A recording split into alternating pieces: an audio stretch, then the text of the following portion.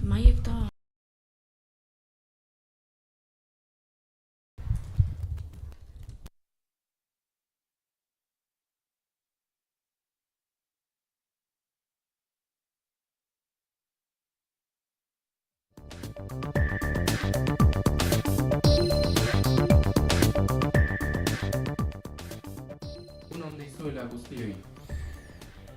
Bai, egun on deizuela guztioi, Eneko Andueza PSeko idazkari nagusia ez da sailburu izango Jaurlaritza berrian. Bere esanetan, egitekoa alderdi barruan egongo omen da, espazio berria konkistatzen eta ekintza instituzionala eta organikoa koordinatzen. Eusko Legebiltzarreko bozeramaile ere badenak, Jaurlaritza berriaren egitura eta saien banaketa erabaki gabe dagoela ere adierazi du. Aurreko Jaurlaritza baino 2 eserleku gehiagorekin, hau da 12rekin pisu handiago izan beharko dutela nabarmendu du sozialisten bozeramaileak. Aurreko astean urduritasunak izan ziren nagusi Euskal Herriko 12.000 ikasleengan. Atzo hainbeste itxaroten ari ziren emaitzak jaso zituzten eta xuban emaitzak gustora egotekoak dira, ezta? Bai, hala da, EAEko ikasleen ia 188ak gainditu ditu use azterketak. Gipuzkoa da gaindituen 100 handiena duen lurraldea eta euskaraz azterketa egin dutenek, gaztelaniaz egin dutenek, baino gainditu gehiago dituzte. Orain ordea, berrikusketen garaia hasten da eta bere emaitzekin ados ez dagoenak gaur astelenean eta asteartean berrikusketa eskatzeko aukera izango du. Behin betiko emaitzak ekainaren 25ean argitaratuko dira. Datu hauekin amaitzen da selektibitate zaharraren garaia, izan ere Espainiako gobernuak onartu zuen lege dekretuaren arabera, urrengo urtetik aurrera selektibitatea aldatu egingo da. G7ko kideak Italian bildurik gaudela akordioa lortu dute Ukrainari gutxienez 26.000 milioi euroko mailegu emateko. Mailegu hori Errusiako Banku Zentralaren aktibo izoztuek Europar Batasunean sortutako interesekin ordainduko da, batez ere Belgikan. Estatu Batuak izango dira Ukrainarekiko maileguaren zergadun nagusia, naiz eta G7ko edo Kiebeko beste herrialde aliatu batzuetako beste bazkide batzuek diru-sarrerak ohiz kanpoko bizkortzeko maileguak Ukrainarako izeneko fondoarekin bat egiteko atea ireki duten.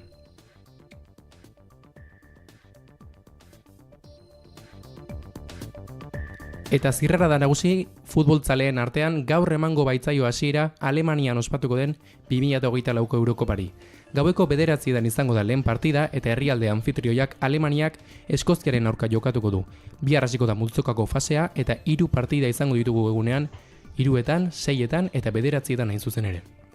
Frantzia eta Ingalaterra dira txapelketa irabazteko favorito nagusiak eta euskal jokalariei dagokionez Unai Simon, Remiro, Vivian, Zubimendi, Merino, Oyarzabal eta Nico Williamsek hartuko dute parte Espainiar selekzioarekin. Luis de la Fuente hautatzailearen aginduetara. Eta errepideen egoera zein da, Maili? Segurtasun sailak dioenez, momentu honetan Euskal Errepideetan ez dago aparteko inzidentziarik. Eguraldiaren iragarpena, Garazi Arozena. Egunon, ostirala fronte hotz bat egin hasiko dugu, euri pixka bat utziko du horrek, batez ere egunaren bigarren partean. Goizean, hodeiak eta ostarteak tartekatuko dira eta ateri utziko dio. Arratsaldean aldiz, zerua lainotuta geratuko da eta euria eginen du. Euri gutxi egin eta denera zabalduko da. Hego-haizea izango dugu egunaren hasieran. Kostaldean iparraldetik finkatuko da goizean eta arratsaldean aldiz haizeak ipar-mendebaldera egingo du eta harrotu egingo da. Temperatura maksimoek behera egingo dute hegoaldeko zenbait puntutan ezik. Bertan aurreko eguneko balioetara iritsiko dira. Teknika eta realizazioan Eneko Andueza eta Irati Azkarte.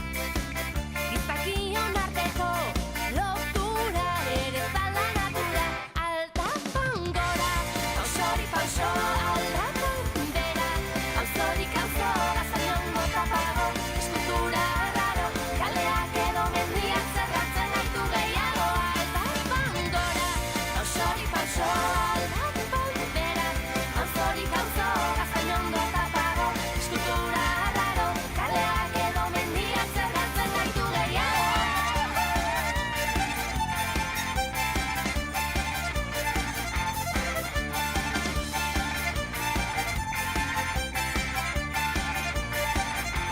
Berriro galduta gabiltza, hau da umarka, ezin da ulertu aurrean daukagun mapa.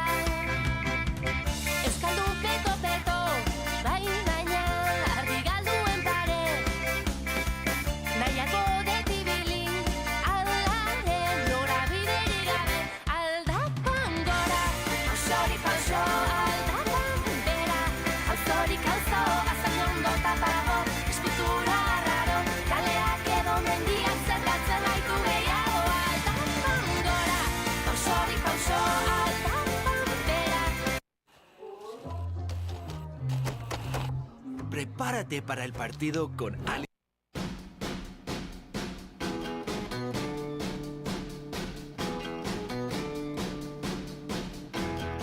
Ei, Apa, hor ondo? kaixo. Bat bi. Bat bi.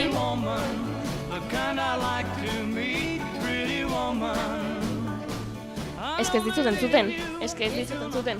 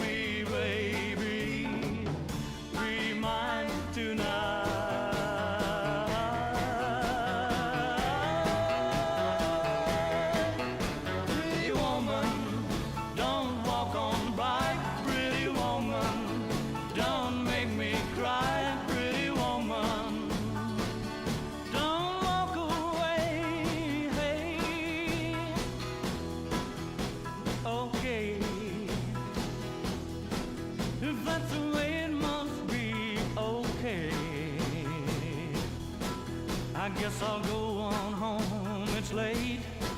There'll be tomorrow night, but wait, what do I see?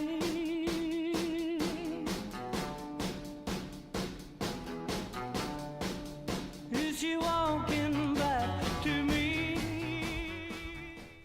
Kaixo guztioi, orain kultura eta honen inguruan dauden gaien inguruan hitz egingo dugu. Horretarako gaurkoan Araitz eta Larraitz dauzkagu gurekin. Lehenengo, Larraitzek hilabete honetako estreno batzuk izendatuko dizkigu. Egunon, bai, hilabete honetan hainbat estreno daude zinemetan, baina publikoa irrikitan itzagoten egin pelikuletako batzuk dira Bias Perfectas, Anne Hathaway eta Jessica Chastain protagonizatuta. Bai, Jessica Jurassic Worlden agertzen da, ezta? Ez, hori beste bat, hori Bryce Dallas Howard da. Osantxoak dienez, askotan azo egiten dituzte. Ez nekien. Bai, eta Jessica da It Being eta Interstellarren agertzen dena. Ta, gero beste estrenoak dira Sombras del Pasado, Green Borden, Los Indeseables, Casa en Llamas, Invasión eta El Revés bi dira. Eta estreno horietatik baten bat ikusiko duzue? Bai, nik egia esan da, Del Revés bi ikusiko dut, gogo asko ditut, eta gaur noa ikustera zinera.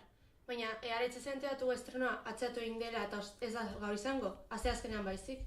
Nola? Ez nekien ezer. Jolanda, ez zeretan polemika handia egon da gai honekin, ze jendeak gogandia zuen pelikula ikusteko, eta estrenotik egun gutxira, astean gutxi gora bera, batean datatu egin dute. Baina hala ere, zinema batzuetan gandean preestrena emango dute, adibidez, behira ezakezu zure inguruko herrietan, gandean emango duten. Adibidez, Yelmozinez zinemetan preestrena egingo dute, baina oso rutei gutxiekin. Eta zuen pelikula edo generorik gogokena zein ja?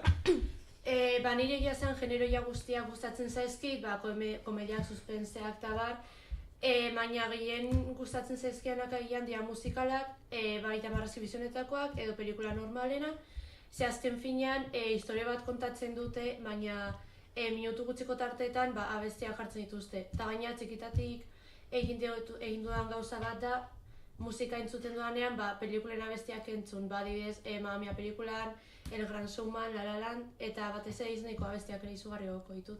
Nik egia esan Disney ere asko gustatzen zait, baina nire pelikula gustokoena da Romeo eta Julieta, poesia eta prosa asko gustatzen zaizkit, eta gaur egun ez du garrantzi askorik lehen bezala eta pena izugarria ematen dit. Nik ez dut inoiz poesia irakurri. Uste dut zaila irakurtze hori, eta ez du historia bat azaltzen.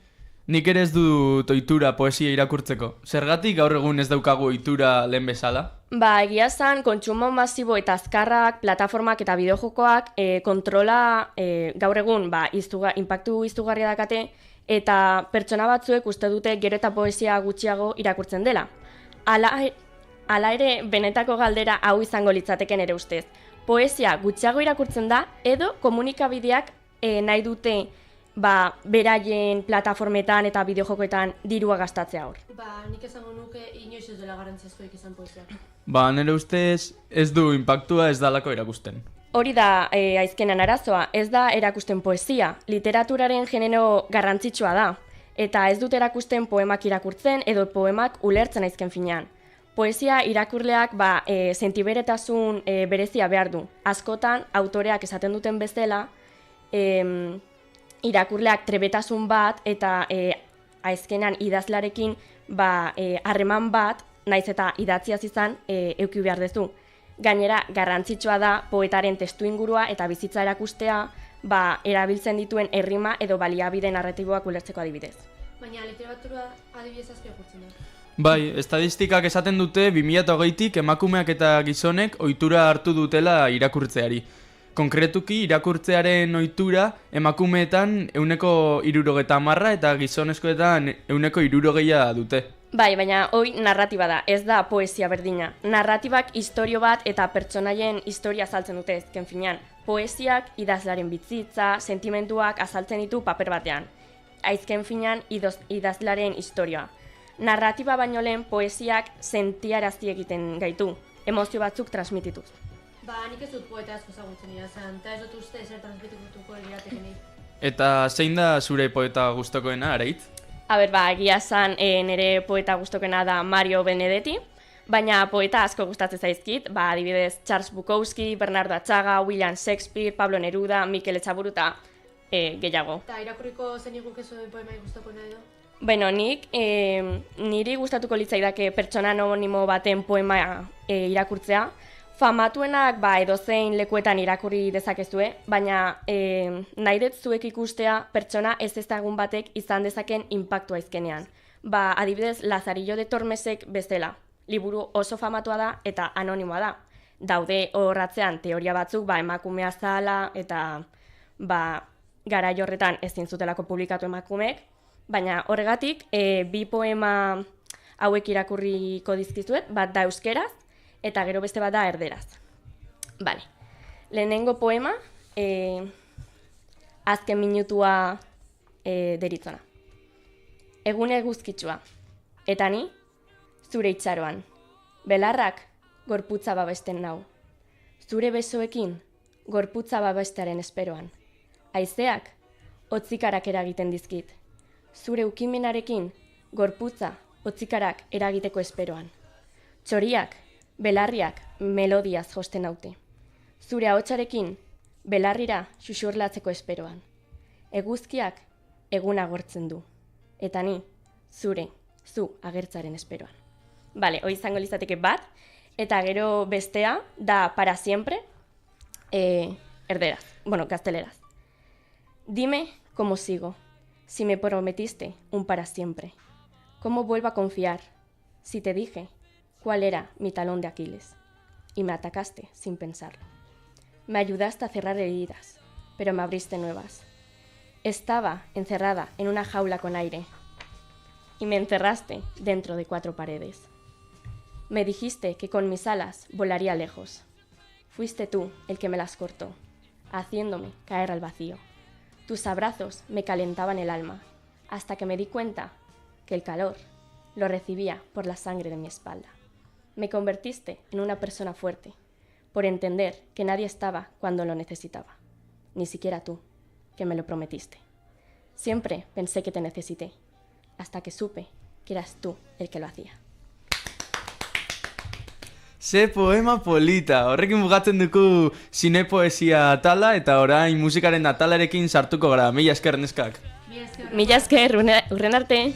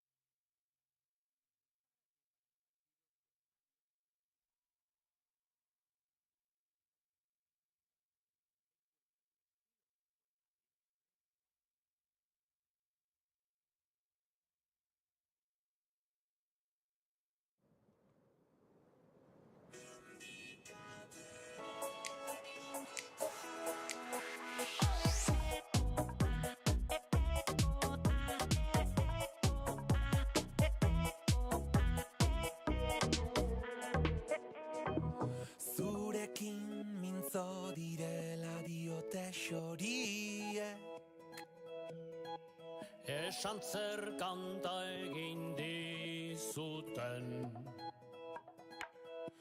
Zein gertu gauden, sentitzen alden, amaiurren. Hori diote, baikorrin ere, mugalari hoiek. Mendikate honek lotuta, zure zaurian irea da, ta kantu hau biona. Ta kantu hau biona.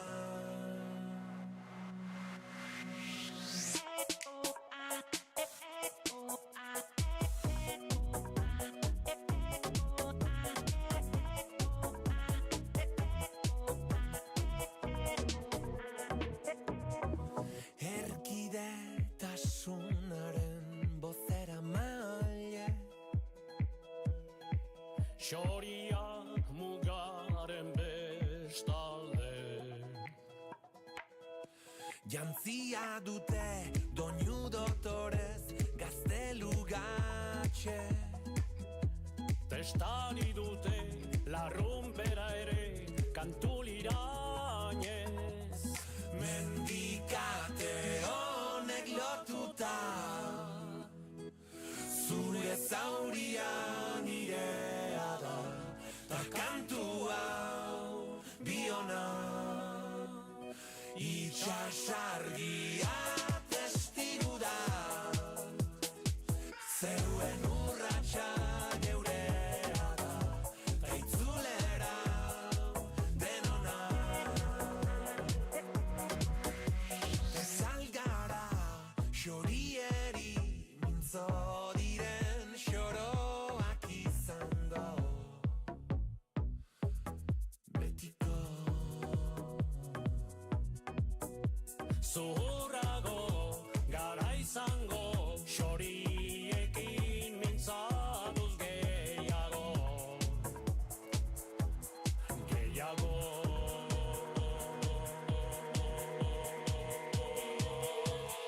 Mendikate honek lotuta,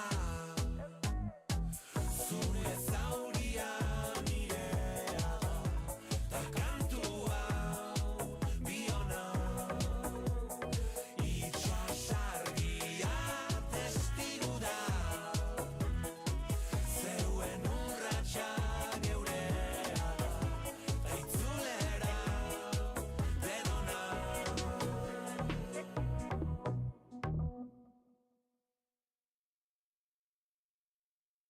Hitz egiten didazu, baina ezin dizut entzun.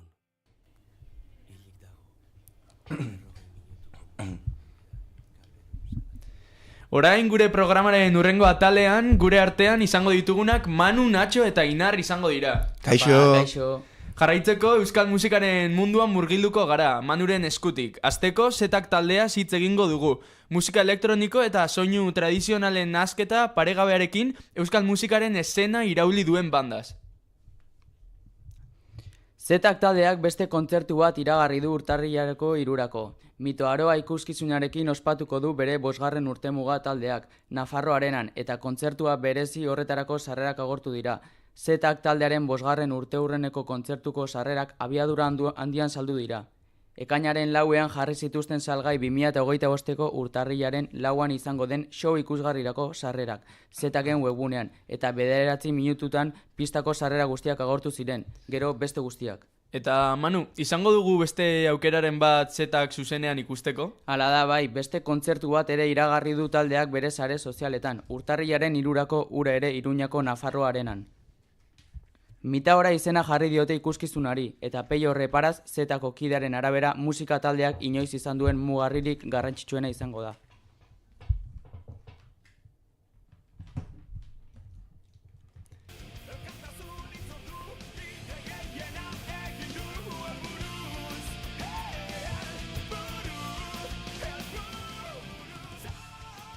Euskal musika jaialdiei dagokionez, izugarrizko berri garrantzitsua jaso genuen aurreko egunean, ez da, Manu? Hala da, bai, Atortxu Rock behin betiko agurtuko da 2025an 30. edizioarekin. 2024ko abenduan eta 2025ko uztailean egingo dituzte euskal preso, politiko, ieslari eta deportatuetiko elkartasuna ardatz duen musika jaialdiaren azken 2 edizioak. Atortxu badoa, baina erraminta berriai bide emateko. Euskal preso politiko, ieslari eta deportatuen errealitateari elkartasunetik erantzun eta haien auziak gizartearentzako helburuarekin antolatzen hasi zen jaialdiak bere azken 2 edizioak ospatuko ditu. Asteartean iragarri du bere bidearen amaiera. Euskal Herriko musika jaialdiarik famatuenetakoak ohar baten bidez. Eta zeintzuk izango diria Atortxu jaialdiaz gozatzeko azkenengo aukerak? Azken 2 edizioak izango ditu Atortxuk, 2024an eta 2025an. 2024ko edizioa abenduaren 28an izango da egun bakarreko jaialdia. 2025ko edizioa behin betiko agurrarena, berezi izango da, 4 eguneko jaialdi historiko batekin, eta udan uztailaren 24tik 27 bitartean. Euskal musika taldekin jarraitzeko historiko batek historia egiten jarraituko du, ez da la, Manu?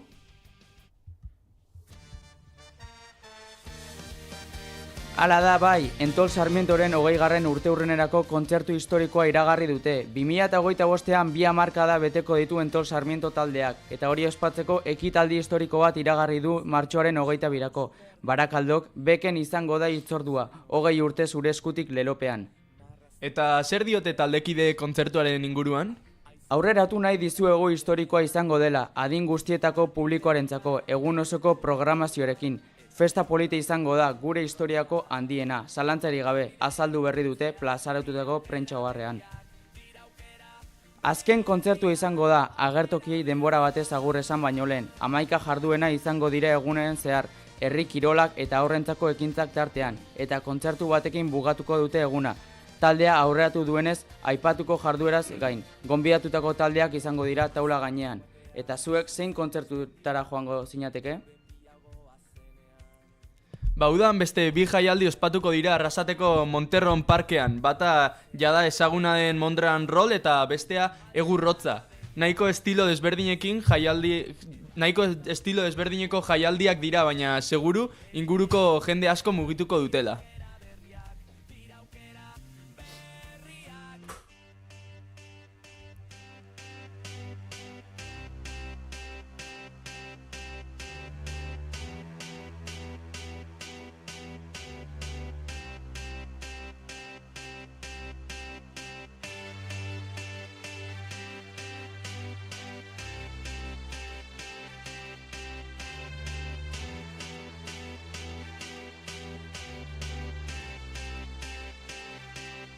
I got a feeling that tonight's gonna be a good night. That tonight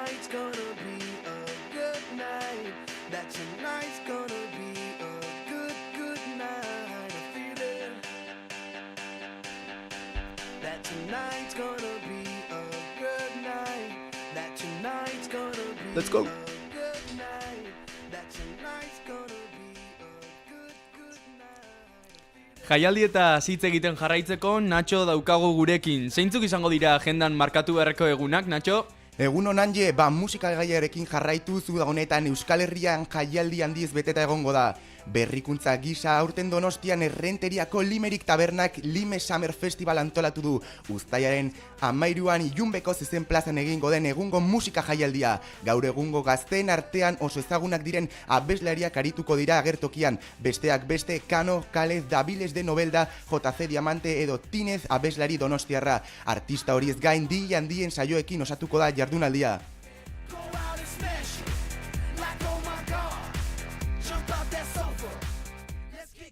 Eta Nacho, Gipuzko aldetik beste jaialdiren bat izango dugu? Bai, uztailaren 23tik 28 bitartean jazaldiaren 59. edizioa egingo da Donostian. Jaialdi handi honen ospeak Diana Krall, Rufus Wainwright edo Gregory Porter bezalako pertsona handiak elkartzea ahalbidetzen du. Aipagarria da Silvia Pérez Cruz eta Pablo Mezquida bezalako musikari nazionalen aldeko apostua. Baita ere Iñaki Salvador hartuko du parte jaialdian. Euskal Jazzaren adierazle handia.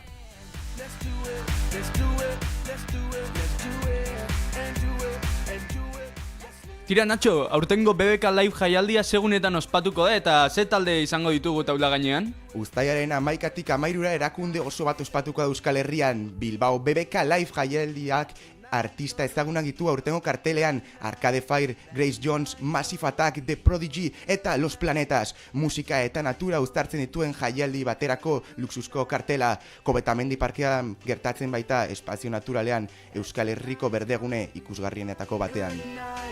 That tonight's gonna be a good night, that tonight's gonna be a good night. Eta Nacho, zer izango dugu Arabaldetik? Azkena Rock Festival Euskal Herriko beste jaialdi handi bat da. Rock and rollari eskainitako 3 egun Gasteizen. Ekainaren 20, 21 eta 22an ospatuko den 22. edizio honetan Queens of the Stone Age, Jane's Addiction edo Band of Horse bezalako talde arrakastatsuak eta Sheryl Crow, Tark, Mavis Staples edo Glenn Hansard bezalako artista ikonikoak igaroko dira Mendizabaleko agertokitatik. And then we'll do it again. Let's do it, let's do it, let's do it, let's do it, and do it, and do it. Eta Nacho, itxulapiko usteko beste dataren bat? Baita ere ezin duzu galdu Donostiako musika 15aldia. Abuztuaren 1etik 30 egiten den jaialdi handia. Musika klasikoaren zale, kontzertu eta dantza honez betetako abuztua izango dute 85. edizioa duen eta egoitza ikonikoak dituen ekitaldiari esker. Besteak beste Victoria Eugenia Antzokia eta Kursal Antzokia. Bai orkestra formatuan, bai ganbera formatuan Luxemburgoko Filarmonikoa edo Euskadiko Orkestra Donostiako Orfeoiarekin eta Luis Fernando Pérez pianistarekin. Galdu ezin dituzun emanaldi bikainiz betetako hilabetea!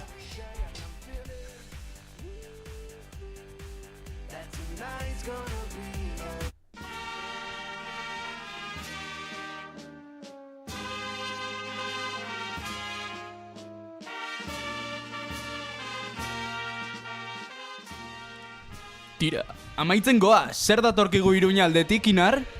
Bueno, hilabete bat barru, denok edoia guztiok egon gara beste hau abesten Iruñeko udaren aurrean, zapia askutan eta segurazki negartantekin. Izan ere, Sanferminei agurra ematen egongo gara, eta berriz ere urrengo urterako atzera kontakedin azten. Draman jarri baino lehen, oraindik aurtengo Sanferminak esperan gaude, eta hasi baino lehen gure gogoak elikatzeko Euskal Herriko festa handienaren jatorria salduko dizuet.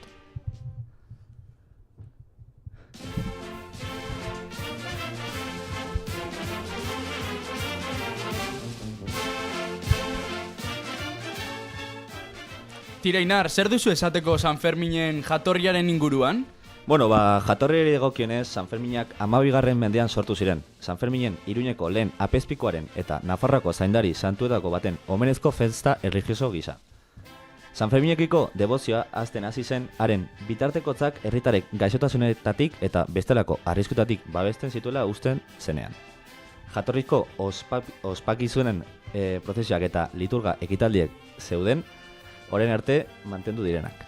Eta tradizio honetara zein momentutan batu zitzaizkion jaiaren fenomenoa? Ba, mendetan zehar, Sanferminek elementu sekulagorrak gehitzen hasi ziren. 14. mendean, abere feriak eta zezenketak jaietara bildu ziren. Aldaketa horiek erlijioaren eta profanoaren arteko nahasketa islatzen du. Hasieran urriak 10 ospatzen ziren, baina udazken dagoen eguraldi txarrengatik 1581an festak uztailak 7 aldatu ziren. Ganadu azokekin batera eta laguntza eta parte hartze handiagoa eskainiz. Hasieran 2 eguneko festak ziren, baina urteak zehar ekintza gehitzen joan ziren eta uztailak 10 arte luzatzera ilagatu ziren. Eta Ainar, zer diozu Sanferminen irudi diren entzierroen inguruan? Bueno, entzierroak Sanferminetako alderdi ezagunetako bat da. Zezenen aurrean Iruñeko kaleetan zehar zezen plazaraino korrika egiteko ohitura. Denborarekin entzierroak festaren ekitaldi nagusi bihurtu ziren. Mundu osoko korrikalariak eta ikusleak errakariz. Goizero, uztailaren 7tik 14 korrikalari ausartek zezenei aurre egiten diete adrenalina eta tradizioa uztartzen dituen ikuskizunean. Azken urteetan mugimendu animalistak direla medio, neurri asko hartu dira zezenak babesteko, baina oraindik tradizioa jarraitu du gaur egun arte. Eta zer dela eta dira Iruñako festak horren internazionalak? Bueno, Sanferminen nazioartekotza Ein handi batean Ernest Hemingway idazle estatu bateri zor zaio. 1926an argitaratutako Fiesta de San Alsorraiz eleberriak zetasun deskribatzen zituen, Sanferminak jaiak. Milaka turista Iruñera ekarriz. Hemingwayn liluratuta geratu zen Sanferminekin esenain bat aldiz bizitatuz baitzituen bere ospe globalean nabarmen lagunduz. Sanferminetan nagusi diren entzierroak alde batera utzita, zer topatu dezakegu Iruñan egun horietan? Entzierroz gain Sanferminetan hainbat ekitaldi kultural eta tradizional izaten dira. Prozesio erlijiosoak, kontzertuak, su artifizialak eta zezenketak Iruñeko kaleak betetzen dituzten jarduretako batzuk baino ez dira.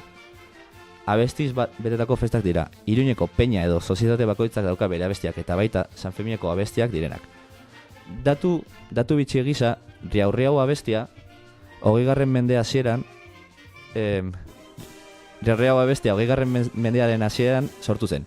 Ignacio Balestena buru zuen karlista talde baten eskutik. Riaurriau gehitu zen jaikutzuz kale nagusitik igarotzen ziren zinegotzi liberalei elkartasuna adierazteko.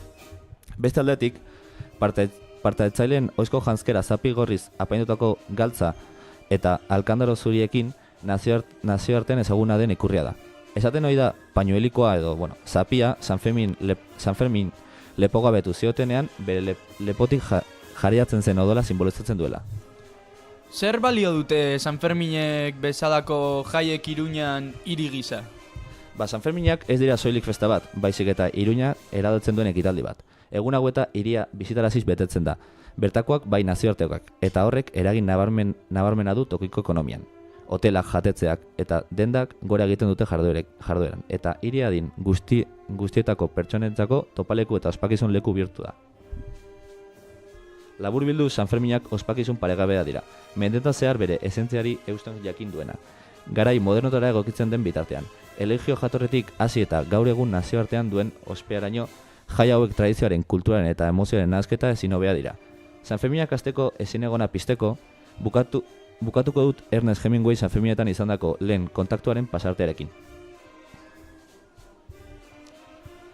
Kaleak jende multzo sendoa ziren dantzan. Musika bortizki jotzen eta taupatzen zuen zerbaiten. Nik ikusitako inauteri guztiak zurbiltzen ziren haren aldean. Zuziri bat lehertu zen gure buruen gainean estanda distiratzu batekin, eta kanabera gure oinetara erori zen burrun badaka. Dantzariek atzamarrak joka eta jendetzaren artean erritmo ezin hobea zeramatela gure kontra jo zuten, maretak autobusin deskargatu ahal izan baino lehen. Beno, kulturaren programaren amaierara iritsi gara, besterik gabe hurrengora arte, entzuleok!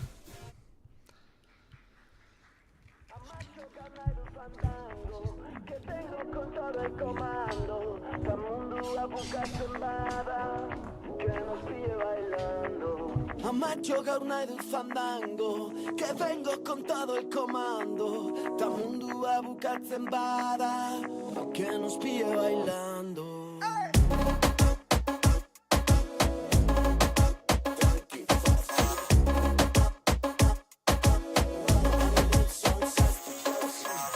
Depositoa ezin ezin bete, egunero lanean tatxidoak zarete. Ding-dong, llegó su paquete, beste txollo bat interneten. Zue txardazkak zarete, por los cojones lete. Orain gazteriak izarren hautsa degradau y piquete. Cubate y tapete, este burudo, gastando billete. Vámonos de lío, chuti, salto ta jauzi.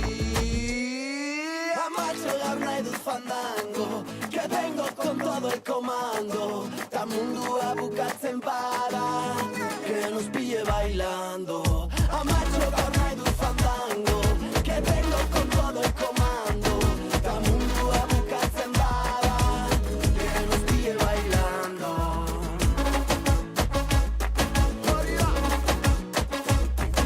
El pueblo, llamada hora. Mundua pikutara doa, oh shit. Toda la peña tomando pastis. Cacería estao happy. Mama, I need some sassy jauzi. Zue txardazkak zarete, bate y tapete. Este burundo, gastando billete. Vámonos de lío, chuti, salto ta jauzi. Amacho gaur nahi dut fandango, que vengo con todo el comando. Ta mundua bukatzen bada, que nos pille bailando. Amacho gaur nahi dut fandango, que vengo con todo el comando. Ta mundua bukatzen bada, que nos pille bailando. Amacho gaur nahi dut fandango,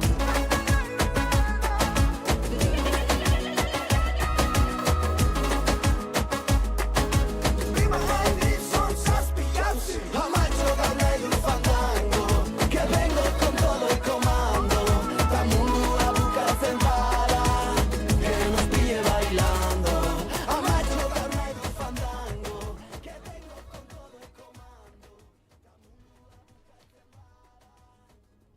con todo el comando. Amacho gaur nahi dut fandango, que vengo con todo el comando.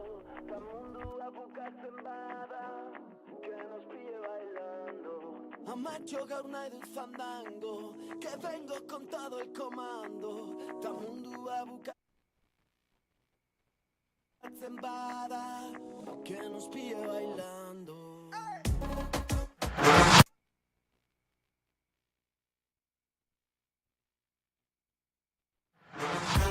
Egunon, eguna energia sasteko prest, probatu pogo zuku berria. Fruta freskoenekin eginak, azukre erantzirik eta kontserbatzailerik gabe. Ezin hobea txikientzat eta familia osoarentzat, zapore desberdinetan eskuragarri.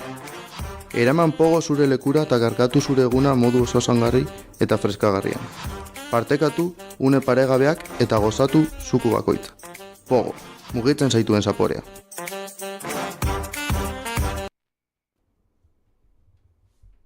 Egunon denoi eta ongi etorri denetik denontzat saiora.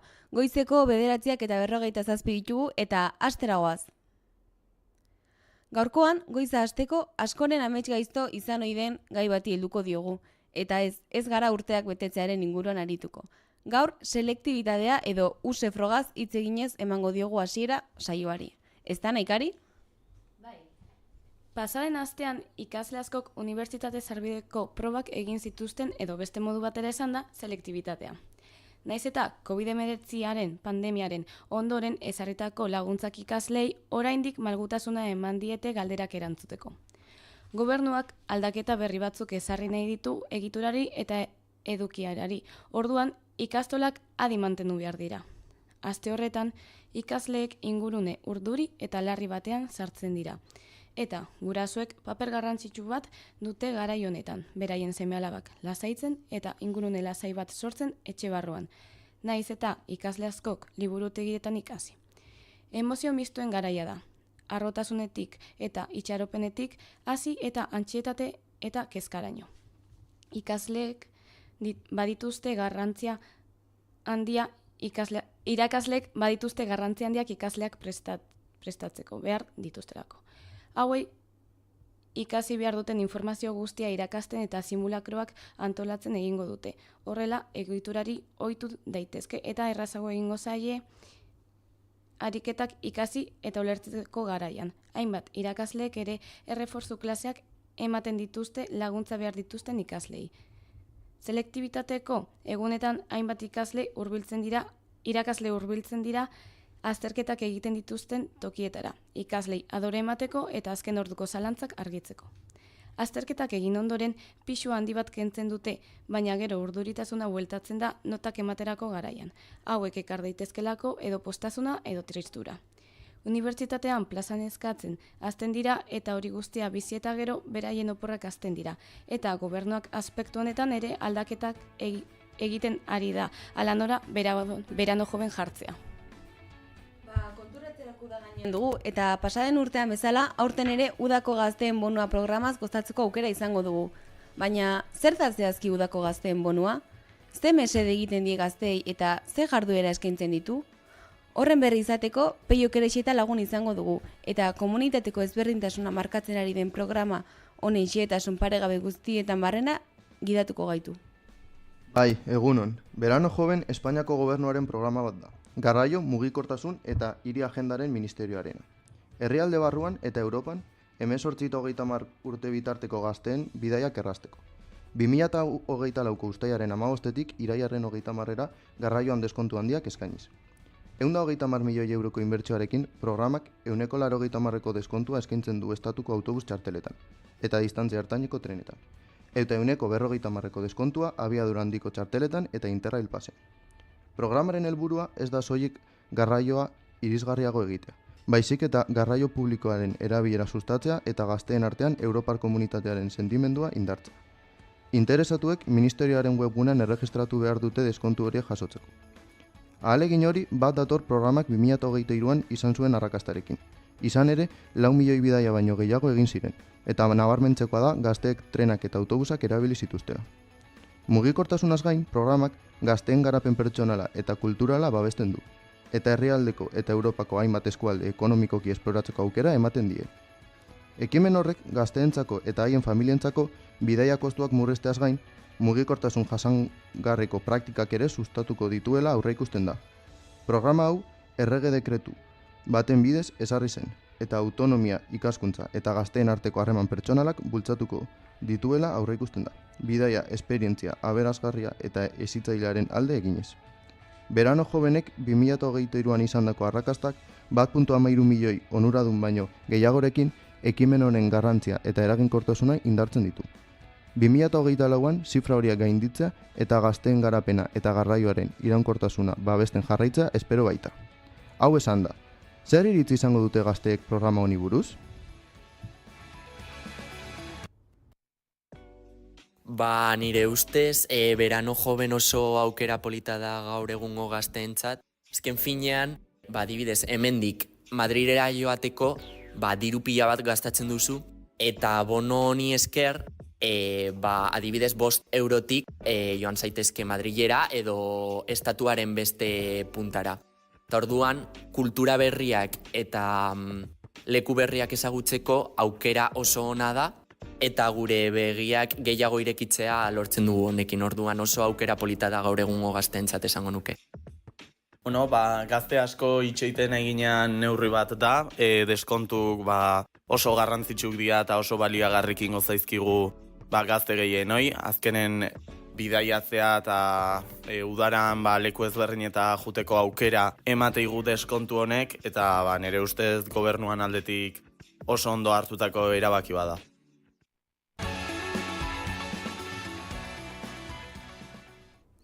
Argi geratu da primerako dela udako gazteen bonua programak onerako berapenak eskaintzea. Izan ere, asko errazten ditu uda honetan hiri eta txoko ezberdinak esploratu nahi dituzten gazteentzako bidaiak. Eta bidaiatzeaz ari garela eta uda aipatu dugula, zeintzukote dira uda honetanako modako azken joerak? Izaro Zufia Aurre, egunon? Egunon. Izaro, zer modako joera espero ditzakegu uda honetarako? Gaur gai dardarti eta freskagarri bat dugu eztabaidatzeko. Udako moda. Egun eguzkitxoekin eta temperatura beroekin, une ezin hobea da aurten kale eta hondartzetan nagusitzen ari diren joerei buruz hitz egitea. Uda kolore bizien, ehun arinen eta estiloa eroso kombinatzen duen diseinuen sinonimoa da. Aurten, udako moda nostalgia ukitu batekin aurkezten da. Iragan hamarkadetan inspiratu da, baina interpretazio moderno eta freskoarekin. Kolore protagonistak pasteltonuak ala nola lila, menta eta arrosa lore estampatuek klasiko izaten jarraitzen dute. Baina aurten bertsio handiagoa eta ausartagoetan aurkezten dira. Gainera, fruta estampatuak, bereziki gereziak, limoiak eta naranjak oso modan daude. Udako modari ukitu freskagarria eta divertigarria gehituz. Erosotasuna funtsezkoa da udan. Orduan, lioa eta kotoia bezalako ehun arinak ezinbestekoak dira. Material horiei esker larruazalak arnasa hartzen du, eta ezin hobeak dira egunik beroenetan fresko mantentzeko. Uda honetan, midi eta amasi soinekoak armairuan ezinbestekoak dira. Moldarkorrak, erosoak eta ezin hobeak dira edozein abagunetarako. Gizonen kasuen ordea, tangak erabiltzea geroz eta ohikoagoa da. Honek abantaila praktiko eta estetiko batzuk eskaintzen dituzte. Erosotasunetik, mugitzeko askatasunetik, estilo eta konfiantza pertsonaleraino. Barroko arroparen aukera hori aintzat hartzea merezi du. Ezin ditugu baino jantziak ahaztu. Aurken ebakidura simetrikoak eta volanteak eta korapilo bezalako xetasuna dituen pieza bateko baino jantziak protagonismoa lapurtzen ari dira. Retro eta gerri altuko estampatuak dituzten bikiniak ere joeran daude, erosotasuna eta estiloa kombinatuz. Osagarriek berebiziko garrantzia dute udako modan. Hegaltzadaleko kapelek eguzkitik babesteaz gain, ukitu dotorea ere ematen diote edozein multzori. Kolore eta forma retroko eguzkitako betaurrekoak ezinbestekoak dira luka osatzeko. Tira sandaleak eta txanklak udako gustukoenak izaten jarraitzen dute, erosotasuna eta estiloa eskainiz. Lastozko poltsak eta ehundutako eskuko poltsak osagarri ezin hobeak dira udako look erlaxatu eta txik baterako. Moda jasangarriak hazten jarraitzen du, geroz eta gehiago. Kontsumitzaileek ingurumenarekin lagunkoiak diren jantziak bilatzen dituzte. Modu kontzientean erostea eta gehiago iraute duten kalitatezko jantziak aukeratzea planeta zaintzen laguntzeko modu bikaina da.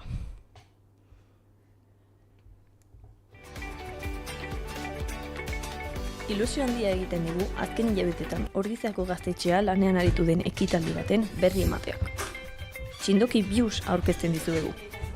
Ander kulturari eta patinaren munduari eskainitako ekitaldi hau uztailaren 5ean egingo da. Skate Jam. Zuzeneko musikarik onenarekin eta gaztetxean amaituko da bertako artisten eta DJen boloekin. Ekitaldian parte hartzera gonbidatzen zaituztegu. Baita ikustera parte hartzera ere. Arratsalden teknikarria pasa dezazuen eta gaztetxetik pasa zaitezen tokiko talentuari laguntzeko. Laster informazio gehiago argitaratuko dute haien Instagram kontuan.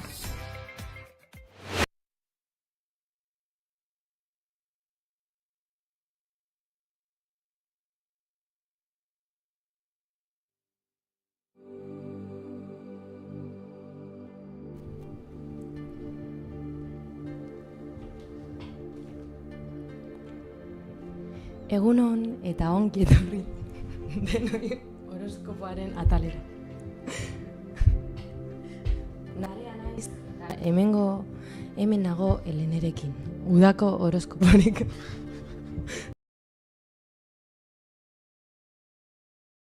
Astebete barru uda denez, izarreketa astrologikoek aurtengo udarako duten mezua iragarriko dizuegu. Hala da, uda beti izaten da aldaketaz, abenturaz eta emozioz beteriko garaia. Hortaz, entzun ondo unibertsoak zuentzat prestatuta duena ezagutzeko. Baina hasi aurretik gogorarazten dizuegu gurekin harremanetan jar zaitezkeela edozein zalantza.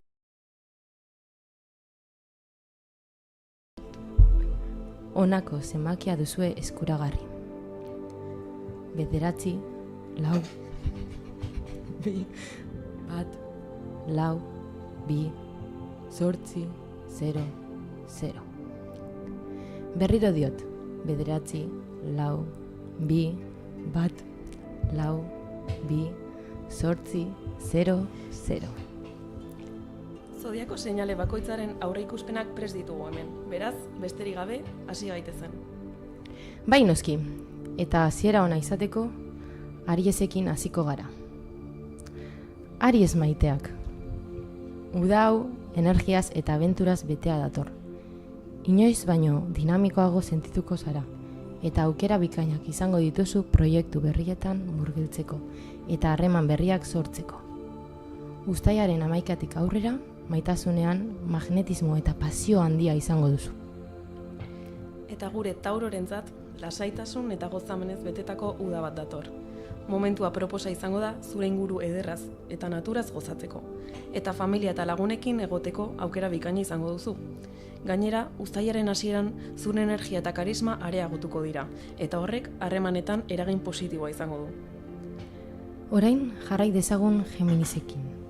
Helene, zer esaten digute, izarrek gure Geminizi buruz? Uda hau Geminis irakaskuntza berriz beteta egongo da. Jakintza eta komunikazioa izango da bere indargune eta aliaturik onena. Beraz, ez izan beldurrik bidaiatzeko eta abenturak bizitzeko. Gainera, zure jariotasun sozialak aukera berriak ekarriko dizkizu amodioaren arloan eta esperientzia berriak biziko dituzu. Osondo, orain Kanzer dator. Kanzer maitea, uda hau oso emozionala izango da zuretzat. Nostalgia eta hausnarketa izango dira nagusi, eta zure sentimendurik sakonenak azaleratuko dituzu. Familia loturak sendotzeko eta zuen maiteen konpainiaz gozatzeko garai aproposa izango da. Hori da Narea, eta gainea, ilargia euren zeinuan dagoenez, inoiz baino sentikorragoa egongo dira. Entzun zuen bihotza Kanzer.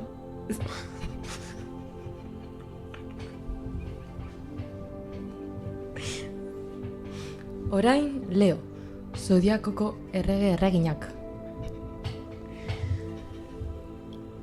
Uda honetan zure sormena eta lidergoa nabarmentzeko aukera izango duzu. Lanean zein harremanetan distiratzeko momentua izango da, eta zure proiektu eta ekimenak arrakastatsuak izango dira. Bikain, eta gure Birgorentzat, uda honek antolakuntza eta berritze aukera asko ekarriko dizu. Aproposa izango da helburu berriak ezartzeko eta aprobetxatu ezazu zure pentsamenduak argitzeko. Libra maitea, uda honek lanaren eta plazerraren arteko oreka ekarriko dizu. Lankidetza eta talde lana arrakastatsuak izango dira zuretzat. Eta ezaztu, Venusek lagunduko dizuela, aprobetxatu zuen harremanak sendotzeko eta maitasuna eta edertasuna uzteko. Jarrai dezagun Eskorpioarekin.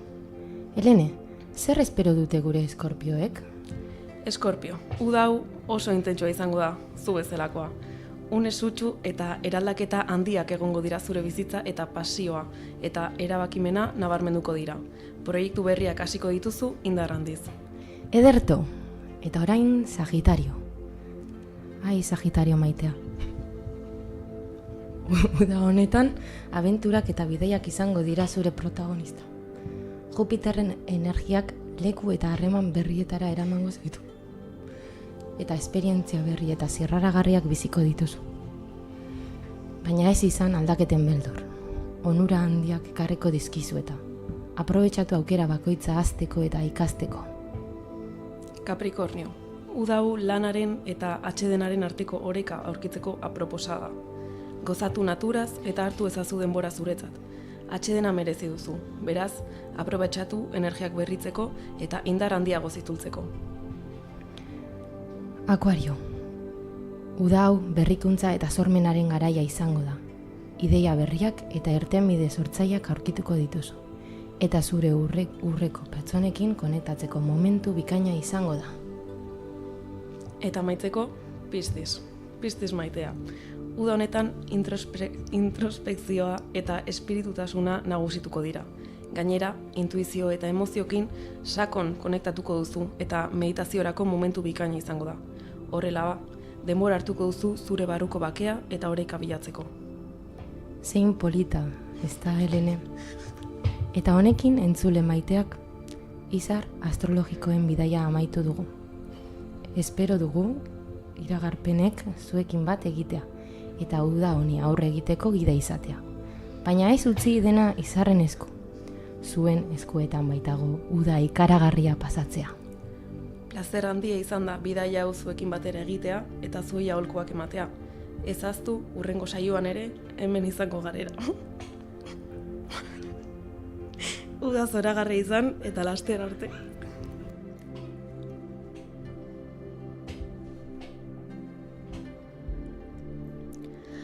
Onarte gaurko saioa, bukatu dugu. Eskerrik asko beste behin gurekin egoteagatik eta gure saioa jarraitzeagatik. Zuek gabe hau ez litzatekelako posible izango. Beraz, mila eskertzen arrete eta leialtasunagatik. Eta gogoratu bihar ere hemen izango garela, zuekin gehiago partekatzeko. Agur eta ondo izan, aio!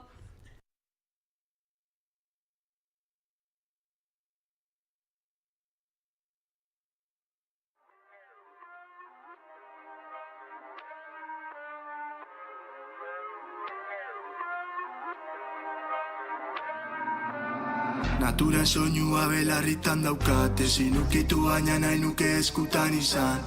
Gauerdian jolasian, ilargari begira, hainbat kaldera geratu ziren airian.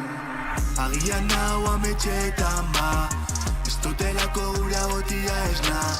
Kontaidazu niri ipuin bat, beste lautripakian ez dute zebe bihar. Gure dotela egon lasaita, hogeta bat makil dauzkat gainean. Gaztaroa senti zabelia, milaka momentu buruan honen hautzi barik azian. Zenbat egun ilun, zenbat diezurekin. Burua galdu, zaspaldik azian azegoten irekin. Zenbat egun ilun, zenbat diezurekin. Burua galdu, zaspaldik azian azegoten bakarrik. Zuetzaude nirekin, burua galduta egoten nazurekin. Zure erantzunaren zain hemen hau bakarrik, dudarekin bizita nahiako dotez naia. Badoiela trena, zu prestatu tresnak, beti mantendu esna, zu gozatu azkena, ni berandu eltzen nasta. Beti flow lasaia ematen, fanen zerbeza eta playa guazen, beti flow lasaia ematen, badakitzu nola denta. Zenbat egun ilun, zenbat diezurekin. Burua galdu, zaspaldik azian azegoten irekin. Zenbat egun ilun, zenbat diezurekin. Burua galdu, zaspaldik azian azegoten bakarrik.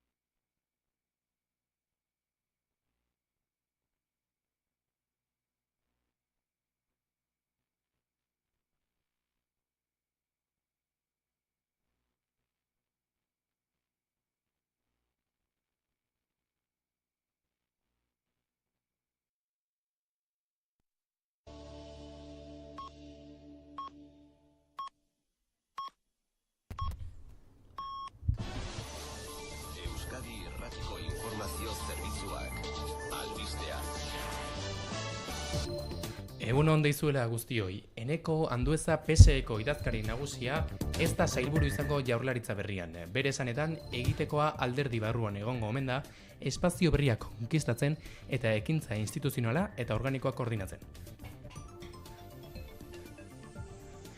Eusko Legebiltzarreko bozeramaile ere badenak Jaurlaritza berriaren egitura eta sailen banaketa erabaki gabe dagoela ere adierazi du, baina sozialistek aurreko Jaurlaritzan baino 2 eserleku gehiagorekin, hau da 12rekin, pisu handiago izan beharko dutela nabarmendu. Aurreko astean urduritasunak izan ziren nagusi Euskal Herriko 12.000 ikasleengan. Atzo, hainbeste itxaroten ari ziren emaitzak jaso zituzten eta Xuban emaitzak gustora egotekoak dira, ezta? Bai, hala da, EAEko ikasleen ia 188ak gainditu ditu use azterketak. Gipuzkoa da gaindituen 100 handiena duen lurraldea eta euskaraz azterketa egin dutenek gaztelaniaz egin dutenek baino gainditu gehiago dituzte. Orain, ordea, berrikusketen garaia hasten da eta bere emaitzekin ados ez dagoenak gaur, astelenean eta asteartean berrikusketa eskatzeko aukera izango du. Behin betiko emaitzak ekainaren 25ean argitaratuko dira. Data hauekin amaitzen da selektibitate zaharraren garaia, izan ere Espainiako gobernuak onartu duen lege dekretuaren arabera urrengo urtetik aurrera selektibitatea aldatu egingo da. G7ko kideak Italian bildurik daudela akordioa lortu dute Ukrainari gutxienez 46.000 milioi euroko mailegua emateko. Mailegu hori Errusiako Banku Zentralaren aktibo izoztuek Europar Batasunean sortutako interesekin ordainduko da. Batez ere, Belgikan. Estatu Batuak izango dira Ukrainarekiko maileguaren zergadun nagusia, naiz eta G7ko edo Kiebeko beste herrialde aliatu batzuetako beste bazkide batzuek diru sarrerak ohiz kanpo bihurtzeko maileguak Ukrainarako izeneko fondoarekin bat egiteko atea ireki duten. Eta zirrara nagusi da futboltzaleen artean gaur emango baitzaio hasiera Alemanian ospatuko den 2024ko Eurokopari. Gaueko 9etan izango da lehen partida eta herrialde anfitrioiak Alemaniak Eskoziaren aurka jokatuko du. Bihar hasiko da multzokako fasea eta 3 partida izango ditugu egunean, 3etan, 6etan eta 9etan hain zuzen ere. Frantzia eta Ingalaterra dira txapelketako irabazteko favorito nagusiak eta euskal jokalariei dagokionez Unai Simon, Remiro, Vivian, Zubimendi, Merino, Oyarzabal eta Nico Williamsek hartuko dute parte Espainiar selekzioarekin. Luis de la Fuente hautatzailearen aginduetara. Eta errepideen egoera zein da, Maili? Bai, segurtasun sailak dioenez, momentu honetan euskal errepidetan ez dago aparteko inzidentziarik. Eguraldiaren iragarpena, Garazi Arozena. Egunon, ostirala fronte hotz batekin hasi dugu, euri pixka bat utziko du horre. Batez ere egunaren bigarren partean. Goizean, hodeiak eta ostarteak tartekatuko dira eta ateri utziko dio. Arratsaldean aldiz, zerua lainotuta geratuko da eta euria egingo du. Euri gutxi egin eta denera zabalduko da. Hego-haizea izango dugu egunaren hasieran. Kostaldean iparraldetik finkatuko da goizean eta arratsaldean aldiz ipar-mendebaldera egingo du eta harrotu egingo da. Temperatura maksimoek behera egingo dute, hegoaldeko zenbait puntutan izan ezik. Bertan aurreko eguneko baliotara iritsiko dira. Goizeko 10 eta 10 dira, eneko bidegain eta irati azkarate teknika eta errealizazioan.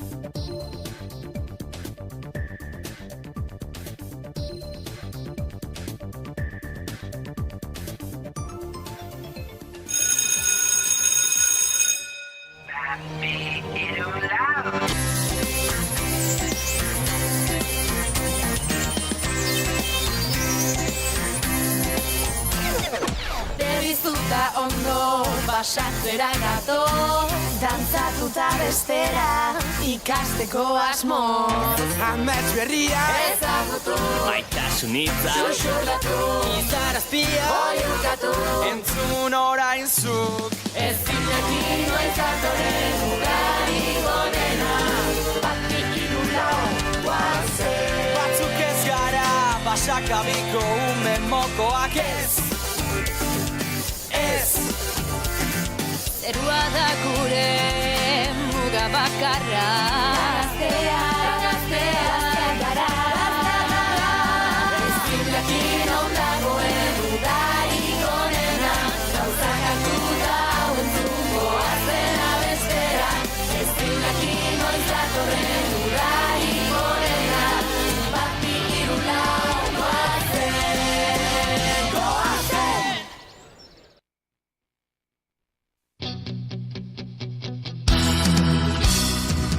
Ta zure eskutik kilometroak egin, herriaren begietan ospatzerik.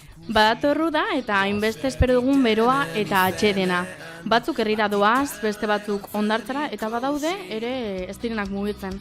Nian esantxet naiz eta gaurkoan udak duen magiaz, zein aholkuz, buloez eta turismoaz eta beste hainbat gaien inguruan hitz egiten arituko gara. Ongi etorri entzunleok udara begira saiora.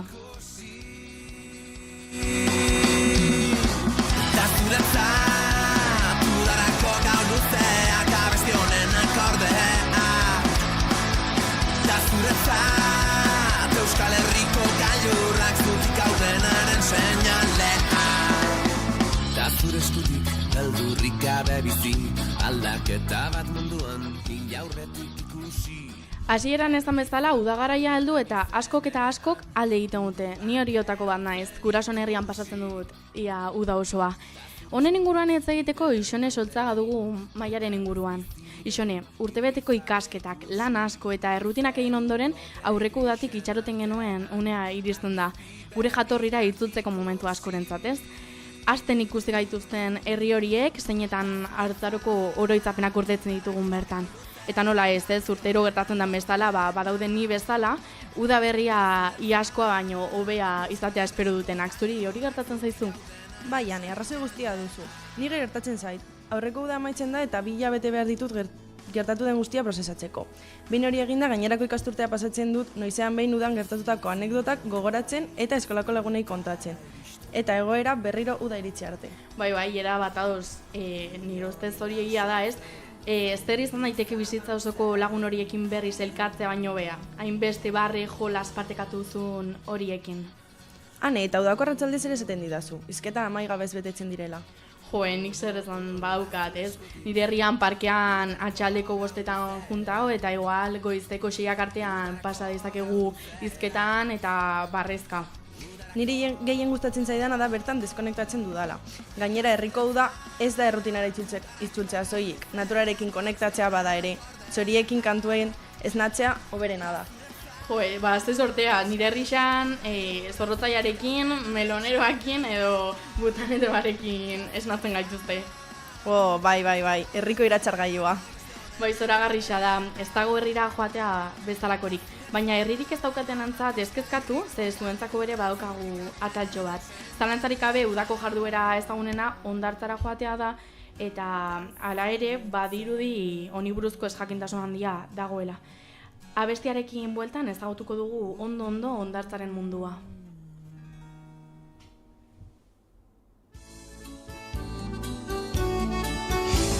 Larai, hondartza gu balai, bai, baino gantziaz blai. Dantza, maite dut hondartza, la, gubo eta ala. Hondarra oinpean, antxetak egazgoian, korrika joan, txomboek ikuretan. Larai, hondartza gu balai, bai, baino jantziaz blai. Dantza, maite dut hondartza, la, gubo eta ala. Gaztelu, auskorrak flota gai. Orain oso interesgarria den atal batekin jarraituko dugu saioa. Nago, askorentzat oso erabilgarria izango zaizue urrengo datuak. Hauek dira hondartzaren gaineko mitoak. Jasoko duzuen informazioa Espainiako larrialdietako sozietateak eta SEMSeko sorospen taldeak #saludsinbulos instituzioarekin lankidetzan egindako dekalogo baten eskutik jaso dugu. Horretarako aizarriko dugu Maiaren inguruan, horren inguruan hitz egiteko. Kaixo Aizea. Kaixo Bani. Primeran has gaitezen beraz. Entzun daukat mitorik zabalduenetako bat eta ospetsuenetako bat dela digestio mozketarena. Beti esan da ez, 2 ordu itxaron behar dira bazkaldu ondoren bainatu horretik. Hori egia alda? Oso mitorronta da. Ez dago berez digestio mosketarik inongo datu zientifikoetan. Gerta daitekena hidrokozio bidezko sok bat da. Uretan zertzean bapateko temperatura aldaketa baten ondorioz gertatzen dena. Adibidez, jan, eguzkia hartu edo ariketa bizia egin ondoren gerta daitekena. Interesgarria. Beste da, sare sozialetan ikusi berri den beste albiste bat, ez, bandera gorriak ez direla eragiten surfistei. Ba ez, hau ez da egia. Bandera gorriak arriskua adierazten du, eta hondartzako erabiltzaile guztiek bete behar dute. Surflariek barne. Haizeak oso argi utzi du, ez, bandera gorria guztiontzat da. Entzun dut beste bat, marmokaren zestaden inguruan. Jende asko uste du zestada baten gainean pixa egiteak mina arintzen laguntzen duela. Ba, hau beste bito bata. Marmoka zestada baten gainean zizta egiteak okerra egin dezake egoera. Eta horren ordez, hobea da hotza edo beroa ematea. Edo hondartzean bazaude, gurutze gorria joatea. Baina debakatuta dagoena urgeza botatzea da. Badirudi segurutat jotzen ditugun gauza asko ez direla zuzenak. Beste bat, ohikoa dena eta ohikoa den bat da itotzen ari den pertsonak oihuka eskatzen duela laguntza, ez? Eskuak astinduz. Gezur. Eta gainera oso akatzarrunta da, segurenik filmetan ikusten dugunagatik. Itortzen ari diren pertsonek ez dute laguntzea eskatzen, azkenean arnaz hartzen saiatzen direlako.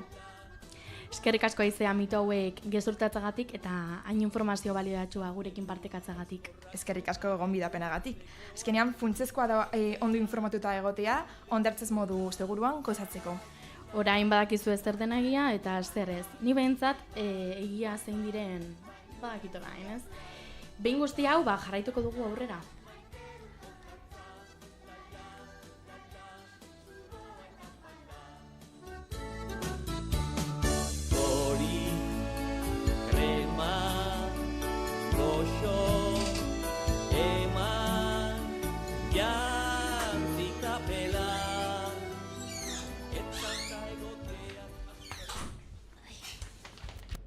Zuko ez dugun udara, hartako koloreak bezala zara, maikartera, maikalgara elkarrekin. Berde marroi zuri zure begiradetako batekin, zalantza guztiak urtzen zaizkit, bapatean. Belarrira goxo esan zenidan, munduak konpontzea lortu bitartean. Segi dezagun dantzan, segi dezagun ametxetan, zutani batera, geldi ezinak gera. Kantu bat, bizitako guztiari, kantu bat, aurretik dugunari. Bada zerbait... Jarraitzeko orain, asko gustuko dugun zerbaiti buruz hitz egingo dugu. Bidaiatzea. Nork ez du bidaiatzeko gogorik urte osoa ikasten eman ondoren. Ni behintzat bidaiatxoren bat egiteko gogotxo nago. Baina batzuetan antolaketak kaosa izaten da eta bidaiak oso garazti irteten dira. Baina ez larritu entzunle, ze arazo hauei konponbidea emateko ekin altuna dugu gurekin. Kaixo guztioi ala dane, bidaiatzak ez du zertan garestia izan. Beraz lasai, ez larritu, gaurkoan eskaintzarik onenak aurkitzeko eta zentimokoitzari alik eta etekin handien ateratzeko zenbait trikimailu kontatzera natorretan. Lehenik, hitz egin dezagun hegaldiei buruz. Bazenekiten eskradun hegaldiak zuzenekoak baina merkaoak izaten direra. Gainera, beste hiri bat ezagutzeko aprobetxa dezakezu bitartean. Beste trikimailu bat. Nabigatu ezazue modu inkognitoan hegaldiak bilatzen dituzuenean. Batzuetan, hegazkin konpainiek prezioak igotzen dituzte zure aurreko bilaketetan oinarrituta. Bestetik, saiatu astearte edo asteazkenetan bidaiatzen. Egun hauek ez dira hainoikoak eta beraz merkeagoak izaten dira. Eta saiestu igandeak, egan egiteko egunik arestinak izaten baitira. Eta garrantzitsua, gauerdiko ordu bietako bileteak izaten dira merkenak. Goizjikitzea badakar ere, nire ustez merezidu. Eta ez erosi txartelik eguerdiko ordu batetan, hori baita ordutegirik garestiena. Web horrien egutegiek egun merkenak berdez markatzen dituzte. Beraz, arretaz begiratu horri ere. Ekin eta zer diozu ostatuari buruz? Ostatuak garesteak izan daitezke, baina aurrezteko modu ezberdinak badaude. Adibidez, ostalak eta aterpetxeak aukera bikaina dira bakarrik edo lagunekin bidaiatzen baduzu. Merkeak dira eta gainera beste bidaiari batzuk ezagutzeko aukera ematen dute. Beste aukera ez ezagun eta betxi bat etxe trukea da. Home Exchange bezalako plataformak norbaiten etxean geratzeko aukera ematen dizute, haiek zure etxean geratzen diren bitartean, eta doakoa da. Voluntariotza ere kontuan har dezakezue. Adibidez, Workaway edo Workpackers bezalako webguneek ordu batzuk lan egiteko aukera ematen dizute ostatuaren eta janariaren truke. Eta maleta? Maleta egitea erronka bat izan daiteke, baina aholku hauekin seguru nago errazago egingo zaizuela. Lehenik eta behin, alferrikoko gauzak ez eramateko benetan behar dituzun gauzen zerrenda egitea gomendatzen dituet. Ez eraman arropa gehiagirik. Hainbat modutan komida ditzakezun jantziak egokienak izaten dira.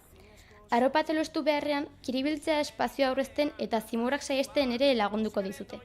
Eta oso garrantzitsua, eraman beti arropa edo baliozko gauzak zure eskuko ekipajean. Bada ez bada, aireportuan maleta galtzen badizute ere. Eskerrik asko egine, truko hauekin ez, errazagoa izango da guztiontzat bidaiatzea. Ez horregatik, ane, gogoratu, bidaiatzeak ez du zertan garesti izan behar. Planifikazio pixka batekin eta aholku hauekin mundua esploratu dezakezue zuen diru zorroa ustu gabe. Bidaia on guztioi!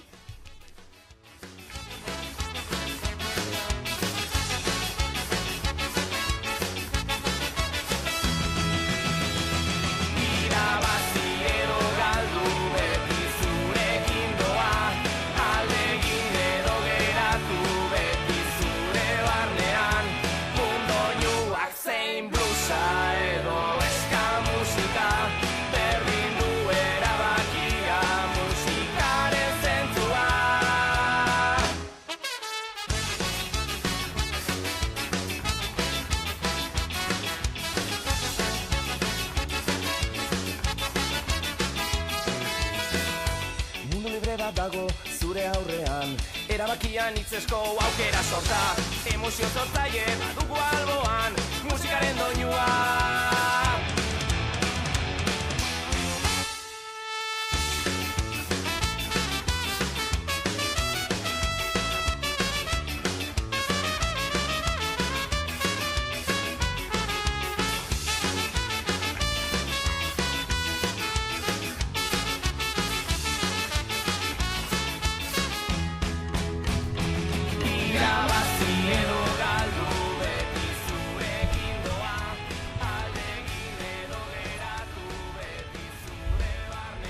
Bidaiak antolatzea ekartzen dituzten arazoak konpondu ditugu, baina beste arazo batzukin gelditu gara ez. Ziur nago entzunleak ere ohartu direla. Gaur egun pilpilan dagoen gai bat da turismoarena. Iratzen abari dator gaurkoan gonbidatu bezala honen inguruan hitz egitera. Bai, Ane, estudia gonbidatu ditugu Zuban Garmendia, Maria Cristina hotelaren jabea, eta Garazia Dozena. Zer lamuz bikote?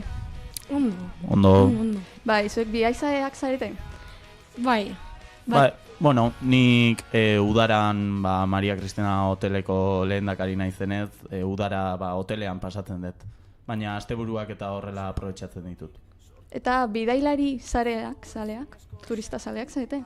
Bai, batez ere Augustun bidaiatzen denik, baina guztia osoan zehar Donostin pasatzen dut aldezaren bizi naizela jakina. Bai. Beno, guk oraindik ez dugu Malagan edo Kanariar uharteetan dagoen errealitate hori bizi, baina egia da albisteak egunero iristen zaizkigula. Eta ez harritzekoa, 2024an lehen 4 hilabetetan bakarrik 24 milioi bidaiari izan ziren Espainian, eta iaz, berean, egon ziren rekord turistikoak gainditu egin ditugu ja. Orduan, ze iruditzen zaizue Donostin hotelak eta etxebizitza turistiko lizentziak emateari utzi zitzaionean, orain dela urte bat, berriro beste 2 urtez luzatzeko egin zen proposamena. Beharrezkoak dira horrelakoak.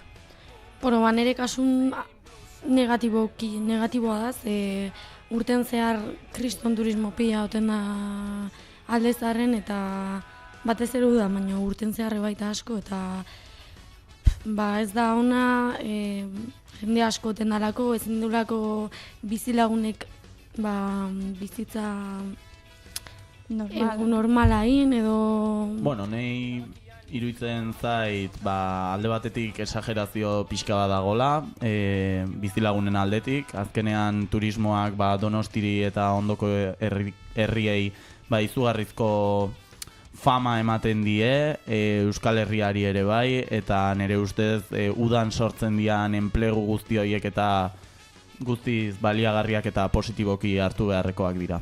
Eta, neurri kontrolatu batean bai, baina ez zait gaizki iruditzen hotelen lizentzia gehiago ematea. Bai, ekonomiantzako onuragarri izan daike, baina baita biragoarra dau bertan Donostin bizi ganan pertsonantzako. Beti zara eta hoten da aldezarren, urrengo unen lanea jun martzea goiz eta aurreko gauen kriston zarata otema, ezin duzu nahi bezala deskantxau eta pixkat baita behira barra hau ongizatea, jenden ongizatea baita. Zuk, asko ikusten da komertzio eta langileen gehiago sortu diela turismoari esker. Eta egia da, aurten 31 milioi euro irabazi ditu Espainiak, bakarrik 4 hilabetetan. Zer iruditzen zaizu hau, benetan lanbila zaudenean benetan ikusten da? Bai, nik uste gazte jende pila bat eta gola lanbila eta udaran lan egiteko asmoz eta turismoak enplegu pila bat sortzen ditu eta gure ekonomiaren zati handi bada. Bai, egia da, baina esan bezala begira barra du bai pixkat ekonomikoki onuragarri izatea, baina azken urte hauetan nik uste deskontrola bindala guztiz eta kalte indigula bertan bizian pertsonai. Eta baita landu barreko zerbait da nire ustez. Bai, bueno, ez dakit. Nik positiboki ikusten dut behintzat kontua. Gustatuko zitzaizun nahi bezure etxen ondon zarata gotea, festa asko... Zarata horrek nire seme alabei enplegu bat ematen badi eta nire iria berazten badu, betzait gaizki iruditzen egia esan. Beno, ideia interesgarriak atea dira, mila esker Bioi, zuan eta Garazi gaur egoteatik, baina orain Anerekin bueltatuko gara momentutxo baten.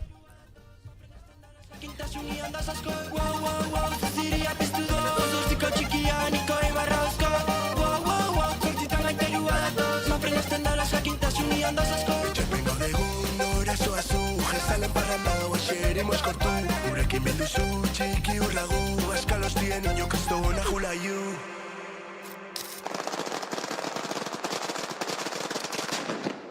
Kalimotxo cerveza buruan puti vuelta Etxetik internet atzinator de vuelta Zerruan atazko gainetik txiri vuelta Elitan ibarrezka lokartzez laueteta Entzuten su versión no hay nace el más cabrón Esto zu lertzen así que hor konpon Txikitatik batera petardukin kalera Jaixak hasi eta gu ezin heldu etxera Zezenak garrapona así que dale don dale Así que dale don dale, dale don dale Egun hau itzarri tragos en el jaizal Así que dale don dale, dale eli don dale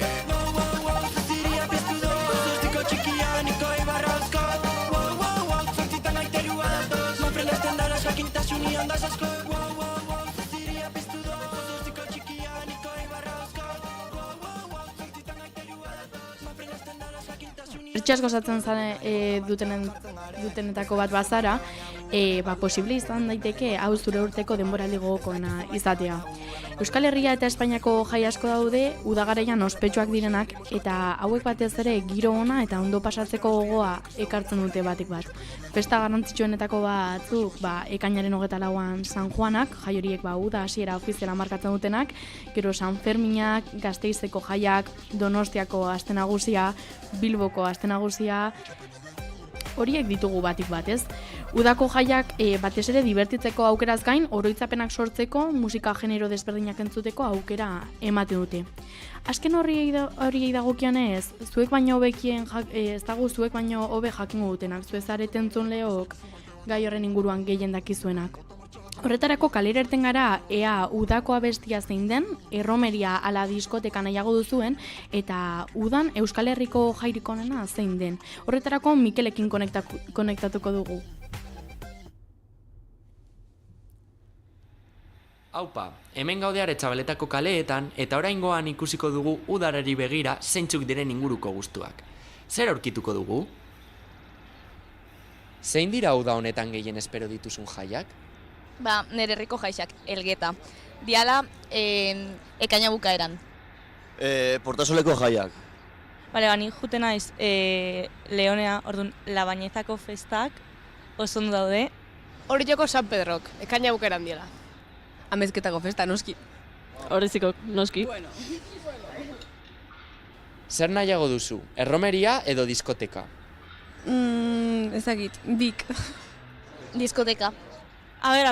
Pertsonalki diskoteka, ze nere gustuko musika geixo dago. Baina, bueno.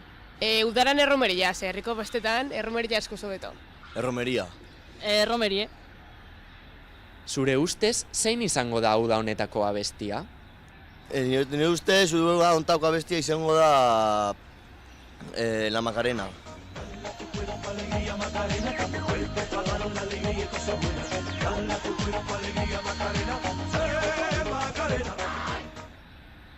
Sweet Caroline.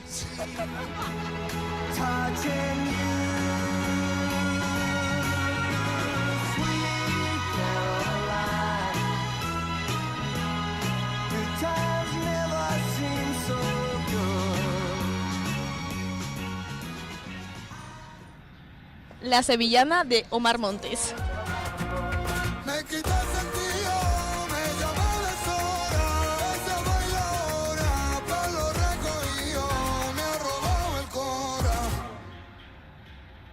Nitaka neo zen, disko horreia eta zuela eta hortako jo zen.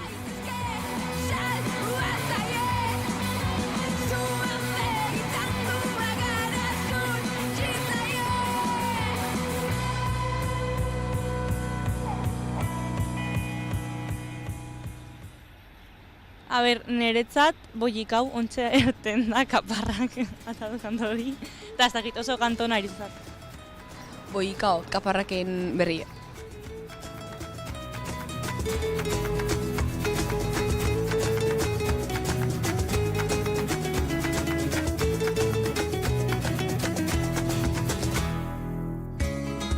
Hoy va a ser un gran día, leioa zabaldutan, euski argia. Eskerrik asko Mikel, zalantzarik gabe gure kaleak askotariko iritziz beteta hori. Eta izugarri gustatzen zaigu zuek mentxatzen duzuena ere kontuan izatea. Gogorarazten nahi dizuegu sare sozialen bidez parte hartzen jarrai dezakezuela eta udako zuen abestia zein den erromeriak ala diskotekak nahiago dituzuen eta Euskal Herrian zuen festa gogokoena zein diren kontatu. #udara begira erabiliz. Eta tendentzei buruz ari garela, ezin dugu ahaztu pop kulturak nola eragiten duen gure musika gustuetan eta gozatzen ditugun jaietan. Musikaz gain, entretenimenduaren serien eta filmetan ere presente dago. Beraz, orain, honi buruzko datu gehiago izango ditugu. Popetik pop ekin utziko zaituztegu. Ez galdu. Ape un non bai pasau lasai y que él me dijo no te entiendo chaval, yo no hablo euskera pues la hemos jodido. Una lata, un más no le ofrezco que la de que son pa' la chiquilla. Dira bascalceco, a ver si rebajo esa multilla que últimamente ando muy prieto. Voy a ser sincero. ¿Dónde vas tú chaval? Déjame ya pasar, vamos a hacer un registro. Esa candidatera que huela perejil en todo el edificio. Baina que ez daukotena SB, ya lo tengo consumido. Me esperaba un gran día y me lo has jodido. Baixo de Lucía. Nace que opositar herriarekin herria iraguntzeko. Me empezó a interesar, yo le pregunté va gehiago jakiteko. Joder, cómo fascina con tanta chapa, ni me ha aburrido. Igual voy pa' Erzaña, que te lo has creído. ¿Dónde vas tú, chaval? Déjame ya pasar, vamos a hacer un registro. Es candidatera que huele a perejil en todo el edificio. Baina nik ez daukotena SB, ya lo tengo consumido. Me esperaba un gran día y me lo has jodido. Me esperaba un gran día y me lo has jodido. Me esperaba un gran día, me lo has jodido.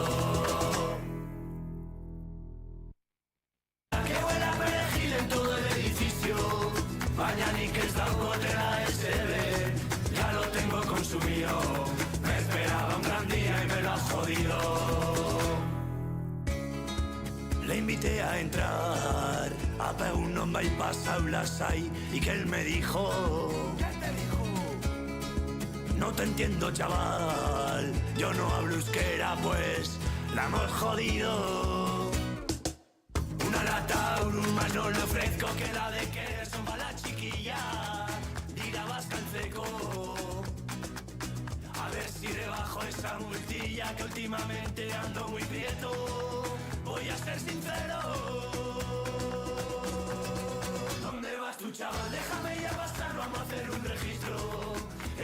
Fíjate la que huele a perejil en todo el edificio. Baina nik ez daukotela SB, ya lo tengo consumido. Me esperaba un gran día y me lo has jodido. Baixo de Lucía.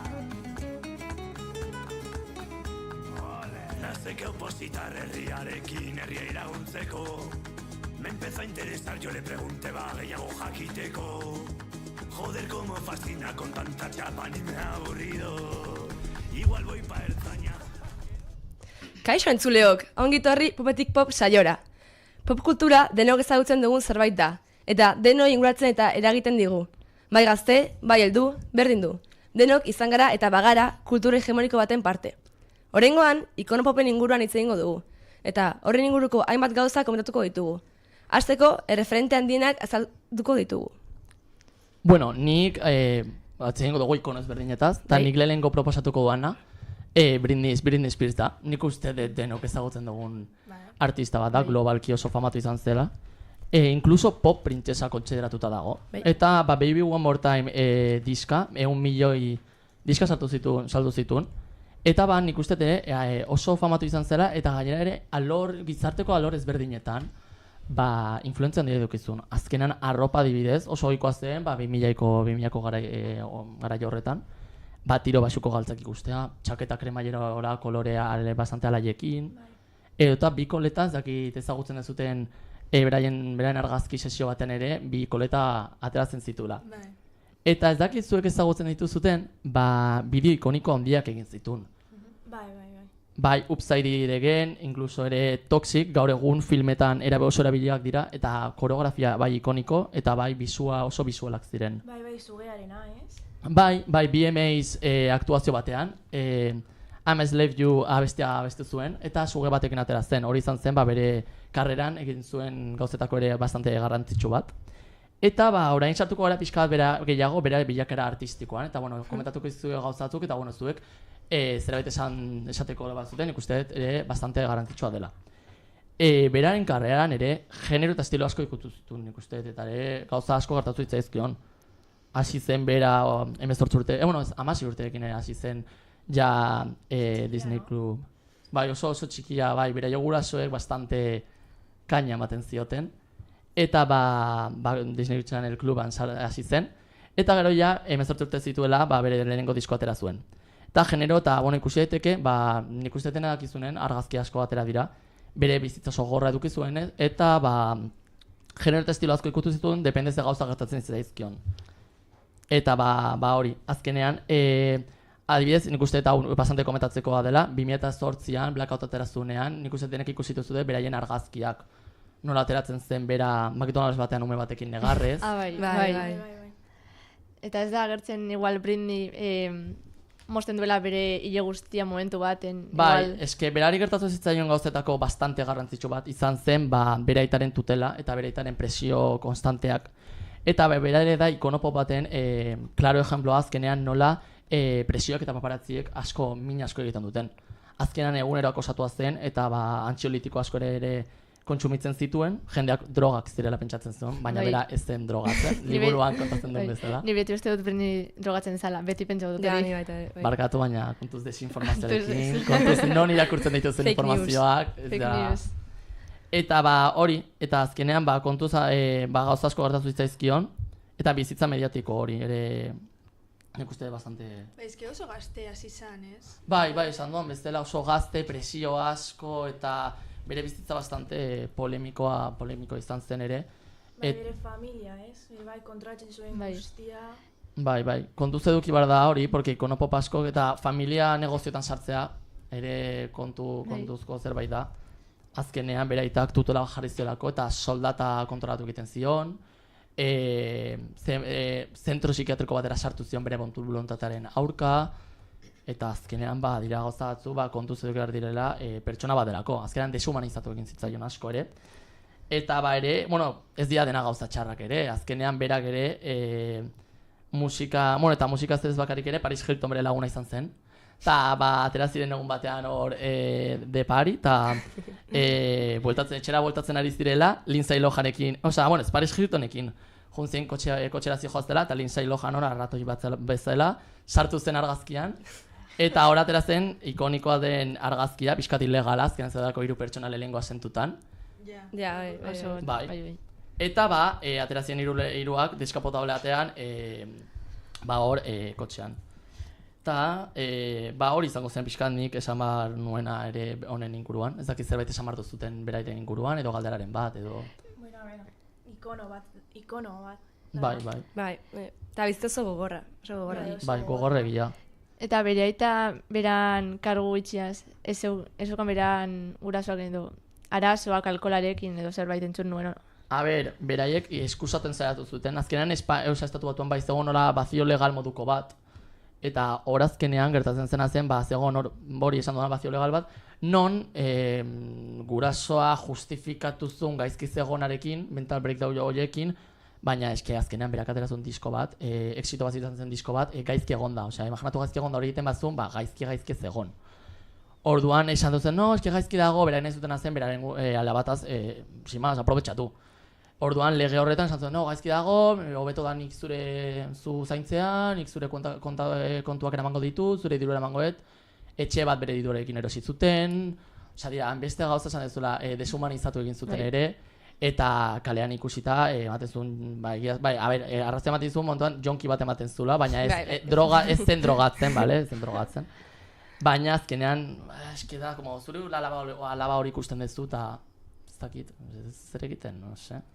Ez dakiten gatu gazun, beran haitzek soldata bat emoten zantzon beran diruegaz. Bai, osea, berak zituen milioiak eta milioiak, esan duan bezala 100 milioi diska saldu zitulako. Eta bueno, diska horietako bat, abesti bat sartu zen, eta abesti orain, You Drive Me Crazy jarriko dizuegu, zuen guztioi.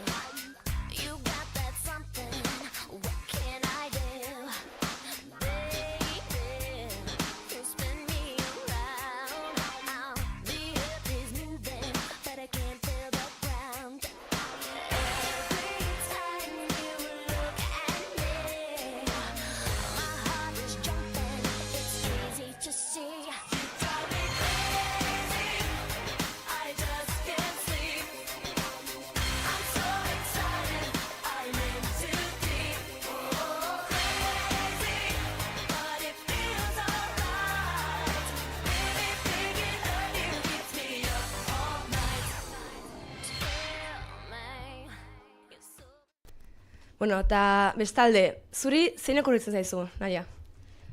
Niri poparen ikonotaz ari garenean, ezin da Michael Jackson aipatzea ez. Musika eta kultura herrikoian aztarna izugarri utzi zuen artista bat da. Eta bai Britney bezala, bera poparen erregea bezala ezagutzen zen. Bere ibilbidea haurtzaran hasi zen Jackson 5, bere anaiekin sortutako taldearekin, eta I Want Your Back, ABC edo Blame It on the Boogie lako abestiak argitatu zituzten. Baina bere bakarkako lanak eman zion ospea munduan eta gaur egundako ospea. Abeslari zinestezina izateaz gain, berritzailea ere izan zen, ze musika ekoizpen eta bideoklipei dagokienez. Eta bere eragina musikatik haratago edatzen dabe bai, ze moda eta entretenimenduan bebe edatu zen. Bere ibilbideko unerik esangurantzuenetareko bat, 1982an Thriller albuma argitaratzea izan zen. Bai, oso ikonikoa. Garai guztietako album salduena bihurtu zena eta uste dut diskorik salduena izaten jarraitzen duela. Bai, jarraitzen du.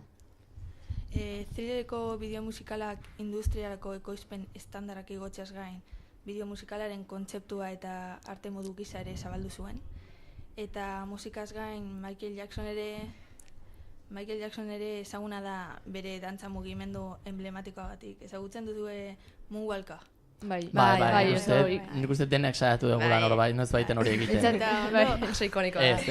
Erori nintzen naia, erkatu, baina ez zitzen atera. Mungalka bere estilo paregabe eta trebetasun artistikoarekin. Baina trukoa zeukan, ez? Horrek, ez zen, zerbaitetan engantzatzen zen, no? Klabo batzutan. Klabo batzuk. Ez da lo de echar... Ez besta esan duen bestea, borkatzen zela como aurreraka, bezala... Hori da truko. Mungalka zan atxerantza. Hankekin. Eta Thriller, esan dezun bezala, Thriller bideo musikala izan zen paregabea, ez? Azkenan, bai makillajea garairako bastante transgresorea, ez? Izan musikal batela. Bai, musikal moduko, bezala, bideoak ez da ziten bat duratzen, irauten duen YouTubeen, baina bastante luzea da. Bai, oso luzea, bai. Eta, bueno, alde batera utzita pixkat ere, nik uste ere, esan dezun guztia, paregaba dela egin zuen guztia, polemika askotan ere sartuta gontzen, ez? Nik uste polemika handiena izan zen, bera... Kolorea baita eta beran sudurra operatu zuela, ez dakit. Sudurra operatu zuen, bai azala zan gaixotasun bat. Zekan, bai, bitiligo zekan. Bitiligo zekan, eta hori, berak hainbat biderez azaldu zuen, bai pertsonak ez zuten. Jendea sinesten. Beti bestelare jendeak nahi duna esaten du, baina egia da, fan ez diogu arrazoia emango, baina nik uste bateratzen badezu alde batetik azalaia txuria gelitzen ari zela, sudurra kendu azkenean beltzek ere ez du sudurra karakteristikoa dena, ere hori kenduta guztian nik uste ematen zula bastante fanei eta jendeari hori esateko, orduan nik uste baina gehiagi kritikatu zioten. Eta, bueno, beste polemika bat, zen izan ere umeek pedofiliarekin erlazionatzen zioten. Eta aita txarra zala baita. Baina, bueno, txikitatik Michael Jackson egon da bataldeka. Egon zen Jackson 5, txikitatik eta gero bere karrera solitarioa egin zuen. Orduan bere haurtzaroa pizka bat ez ukan.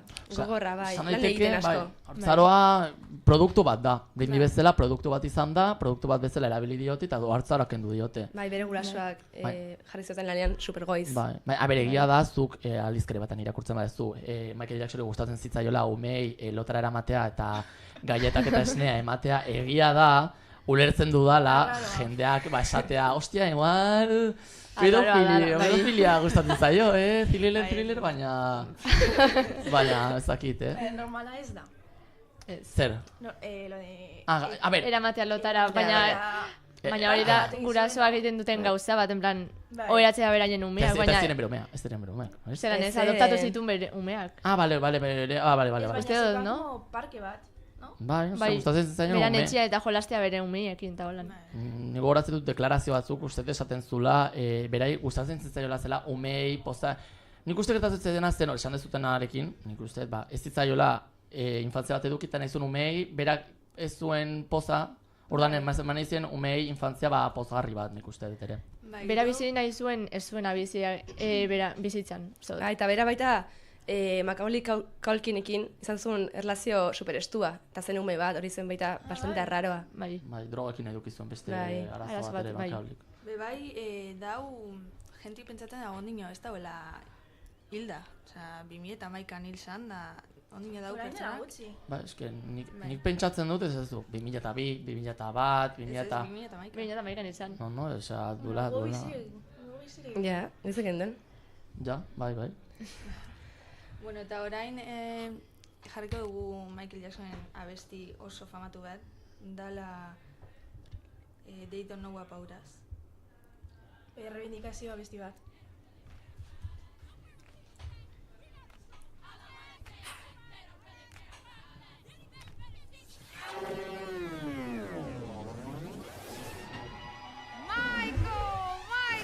Eles não ligam pra gente!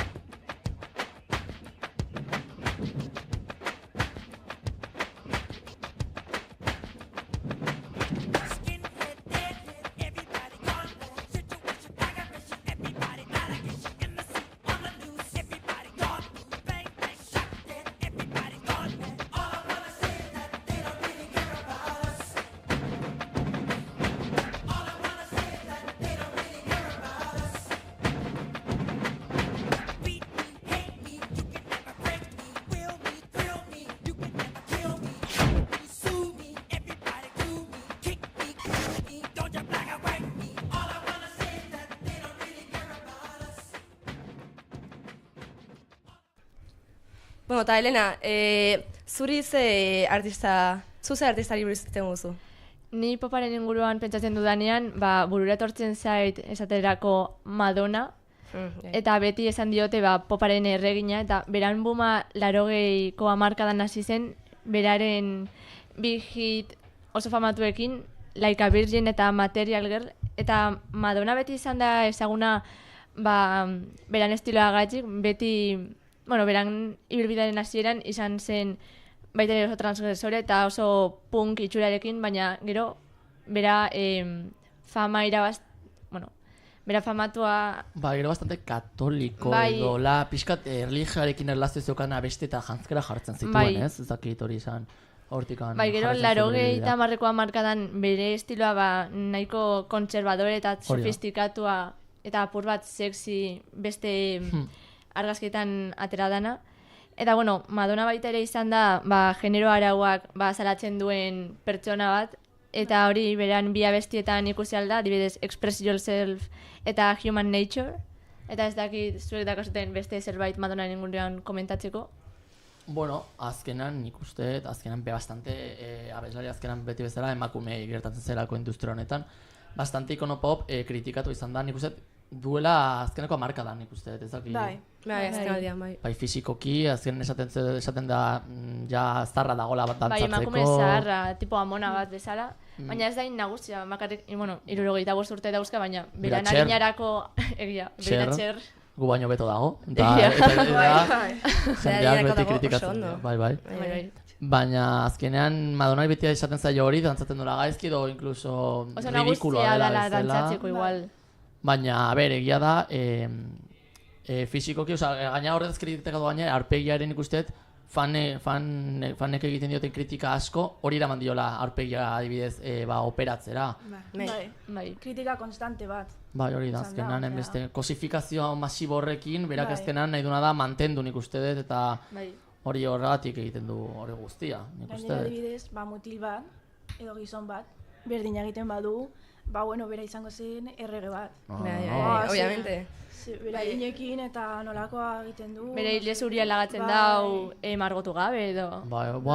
Kanak inkluso, ze ondo gelitzen den, rock munduko pilo bat abeslari, ze sexy, ditu 75 urte eta mantentzen da dekan la flor de la vida, baina gero Madonnak dantzatzen du eta perreatzen du eta ke asko, ze gaizki dantzatzen du. Ridikula. Zeko diozu, no se. Bizitzen. Industria honetan igual emakumeek gehiago eman behar de hori, ez? Machismoaren ikusten batzen dela. Azkenean da emakume batek egin behar ditu 1000 voltereta, sua, eta brindi bezala. Sugearekin atera behar da. Gero ateratzen da, reggaetona bestelari bat edo gizon bat orokorrean, egiten du. Mikrofono batekin, abestu, eta listo. Eta kendu, eta jazta, venga, 2 milioi disko saldutak. Egizoenak ez dira show bat, ez dira espektakulo bat, interesgarria. Emakumeak orokorrean nahi dute, bai. Ni kontzertu bat oso ikonikoa, gertatu zen ikustetan ikusten Madonna eta Brindiren musua, nik uste oso ikonikoa dela. Eta musu lesbiko hori izan zen ikonoa. Beste gauza bat ikonikoa da Madonna euskal talde bat atera zuenean. Egia da. Izan zen Miami uste dut, beran kontzertua. Txalapartarekin ta guzti. Kalankan, Kalankan taldearekin, Bai, uste baietz, eta espektakulo oso ona eta oso polita. Eta ikusi zen ere Madonnaren negatik, ze errespetu eta ze admirazio daukan euskal kultura eta euskal musikaren negatik, Madonna bezalako pertsonaje batek euskal kanta bat abestea. Bai, ikonikoa da uste Madonnaren euskaraz kantatzea, orduan lagoko dizuegu abestiaren zati bat. Bai, gainera Miami. Hori da, bai. Orain daukazu eta abestia. Bai, orain zungo dugu.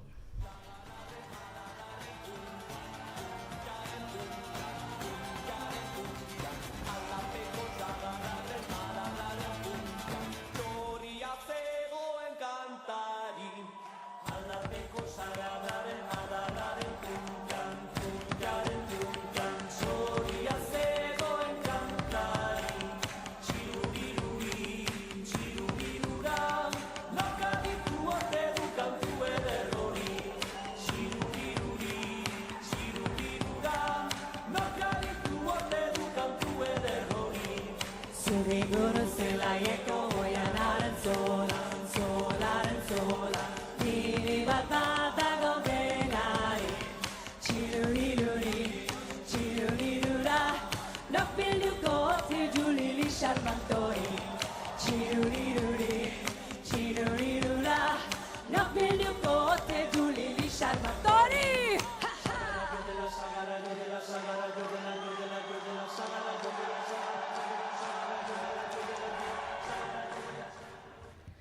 Horiek guztiak oso famatuak dira, egia esan, eta badira gaur egun. Eta Irati, zure ustez, gaur egun, zein da ikon pop edo oso garrantzitsu bat? Norbait aipatzea, aipatu dituzen pop. Egia esan nahiko zaila da gaur egungo norbait aipatzea. Aipatu dituzen pop ikonoak erreferente handienetakoak baitira.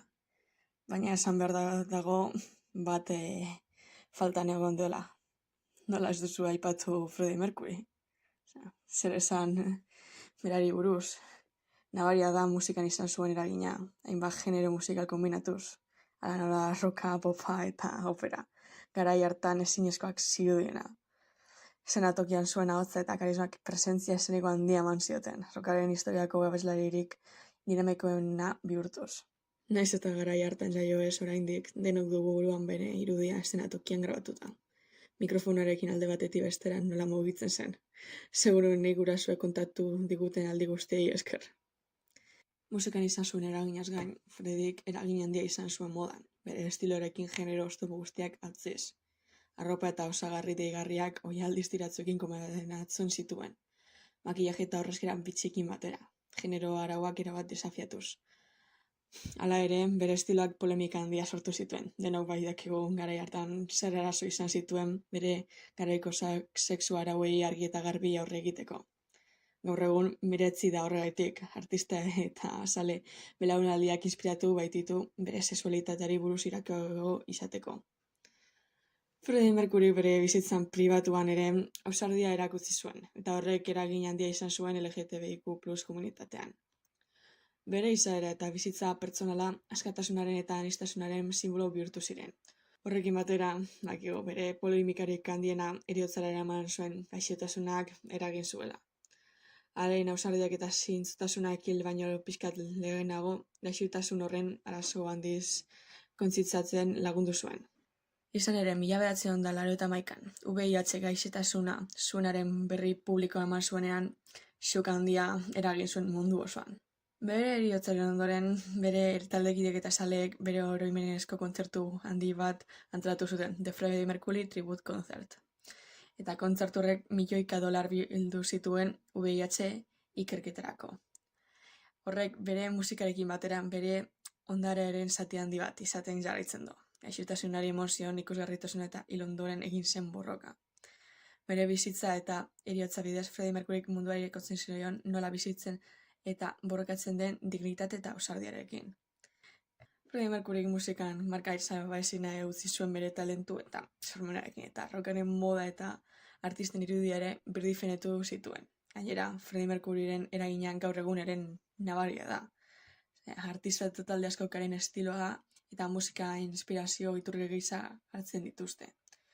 Adibidez, Lady Gaga bera Freddie Mercuryren eraginpean dago argi eta garbi.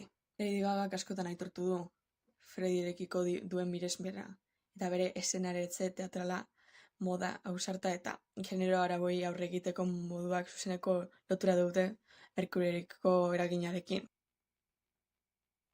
Eta influenzia argiena ikusi daiteke bere izen artistikoan.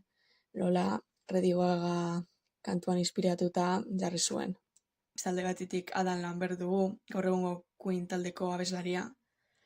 Freddyren estilo eta energia ezinezkoa naritzen da bere emanaldietan. Mus bezalako taldeek ere Mercuryren sormen eta estilo musikalari jarraitzen diote. Eta ikusi ditzakegu nola orain dela urte batzuk 2018an bere film biografikoa Bohemian Rhapsody kaleratu zenean zelako booma izan zuen.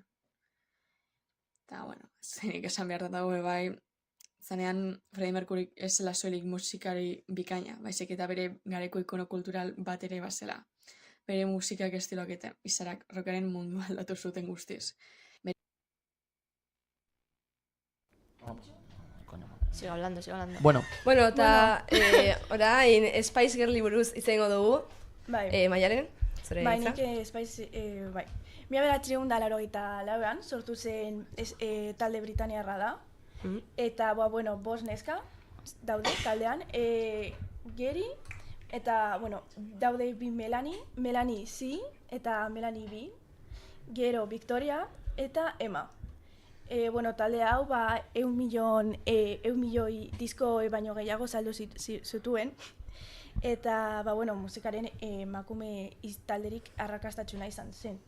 80ko hamarkadan eragin handiena, izan zuten musika ekitaldeko bat izan zen. Bai. Eta, kulturan ere impacto duki zuen. Bai, azkenan arropan ikuste dut, zuk esan duzun girl power ere hori bastante, girl power hori ere oso potentea izan zen, eta mundialki ere oso famatuak izan ziren, esan duzun bezala disko asko saltzen ere. Bai, bakoitzak, estilo desberdina dauki zuten, eta... Hori alde batetik sport zegoen bat, sporti bezala. Zegoen Emma, zen Baby Spice, eta zen como txikiena aurrena. Gero zegoen Melby, dela Scary Spice, eta da basatia, usarta, hori zen protagonista izateko. Gehiago abesten zuen, garrantzitsuagoa... Eta banandu egin ziren, eta gero uste ere Melbyk bere ibilbidea, ez? Jerry, dela Ginger Spice, zela ilegorria, orban Ginger. Hori juntzen. Bai, hori. Baina gero diska bat atera zuten lau bakarrik, baina gero Melbyk izan zen bakoitza, ez? Gero dago Victoria, dela Post Spice, dela como dotorea, pijagoa. Eta azkenik dago Melanie C, dela Sporty. Sport Spice, kirola egiten duzu. Kirolako arropa, txandala eta horrelakoak. Hau ezakit Ez gara. Baina ez izenak hauek ez zuten beraiek jarri, bere buruari. Kazetari bat ipini zuen albiste baten, eta horrela geratu zen. Gero ikono bezala bihurtu da urtetan ziar, no? Bai, eta erabili dute. Oso interesgarria da, ez? Izan zuten ibilbide motza, baina oso... Potentea. Bai. Eta asko zaiago hitzein dezakegu gai honi buruz, baina saia bukatzeko ordua da, eta eskerrik asko guri entzutagatik, espero entretengarria irudizana. Hurrengora arte, agur! Agur!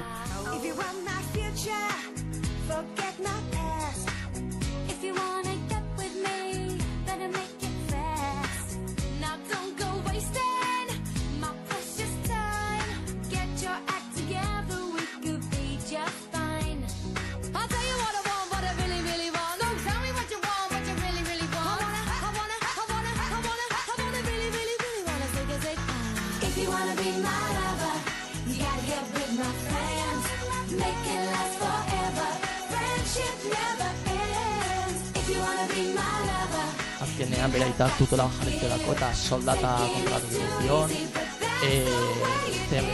zentro psikiatriko batera sartu zion bere bot.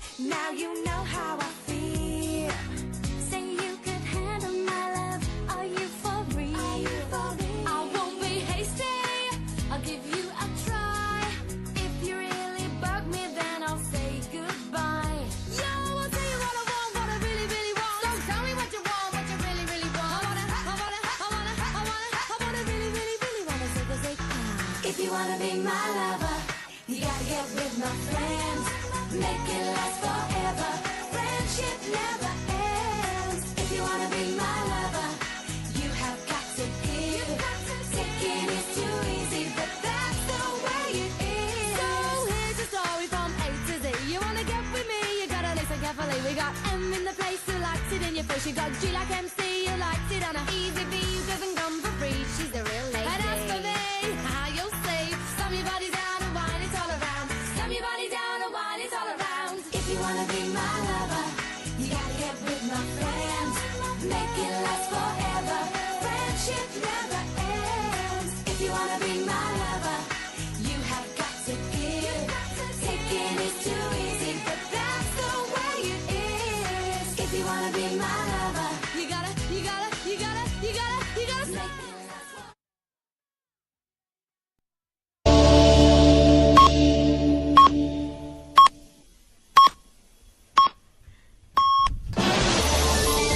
Euskadi Irratiko Informazio Zerbitzuak. Egun on deizuela guztioi, Eneko Andueza PSeko idazkari nagusia ez da sailburu izango Jaurlaritza berrian. Bere esanetan, egitekoa alderdi barruan egongo omen da, espazio berria konkistatzen eta ekintza instituzionala eta organikoa koordinatzen.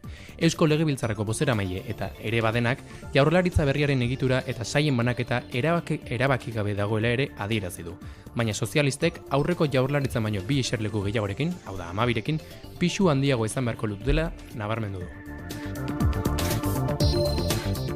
Aurreko astean urduritasunak izan ziren nagusi Euskal Herriko 12.000 ikasleengan. Atzo, hainbeste itxaroten ari ziren emaitzak jaso zituzten eta xuban emaitzak gustura egoteko dira, ezta? Bai, hala da, EAEko ikasleen ehuneko ia 98ak gainditu ditu use azterketak, Gipuzkoa da gaindituen ehuneko handiena duen lurraldea eta euskaraz azterketa egin dutenek, gaztelaniaz egin dutenek baino gainditu gehiago dituzte. Orain, ordea, berrikusketen garaia hasten da eta bere emaitzekin ados ez dagoenak gaur, astelenean eta asteartean berrikusketa eskatzeko aukera izango du. Behin betiko emaitzak ekainaren 25ean argitaratuko dira. Data hauekin amaitzen da selektibitate zaharraren garaia, izan ere Espainiako gobernuak onartu zuen lege dekretuaren arabera hurrengo urtetik aurrera selektibitatea aldatu egingo da. G7ko kideak Italian bildurik daudela, akordioa lortu dute Ukrainari gutxienez 46.000 milioi euroko mailegua emateko.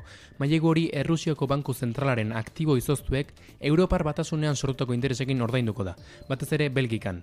Estatu Batuak izango dira Ukrainarekiko maileguaren zergadun nagusia, naiz eta G7ko edo Kiebeko beste herrialde aliatu batzuetako beste bazkide batzuek, dirusarrerak oizkanpo batzordeko maileguak Ukrainarako izeneko fondoarekin bat egiteko atea ireki duten.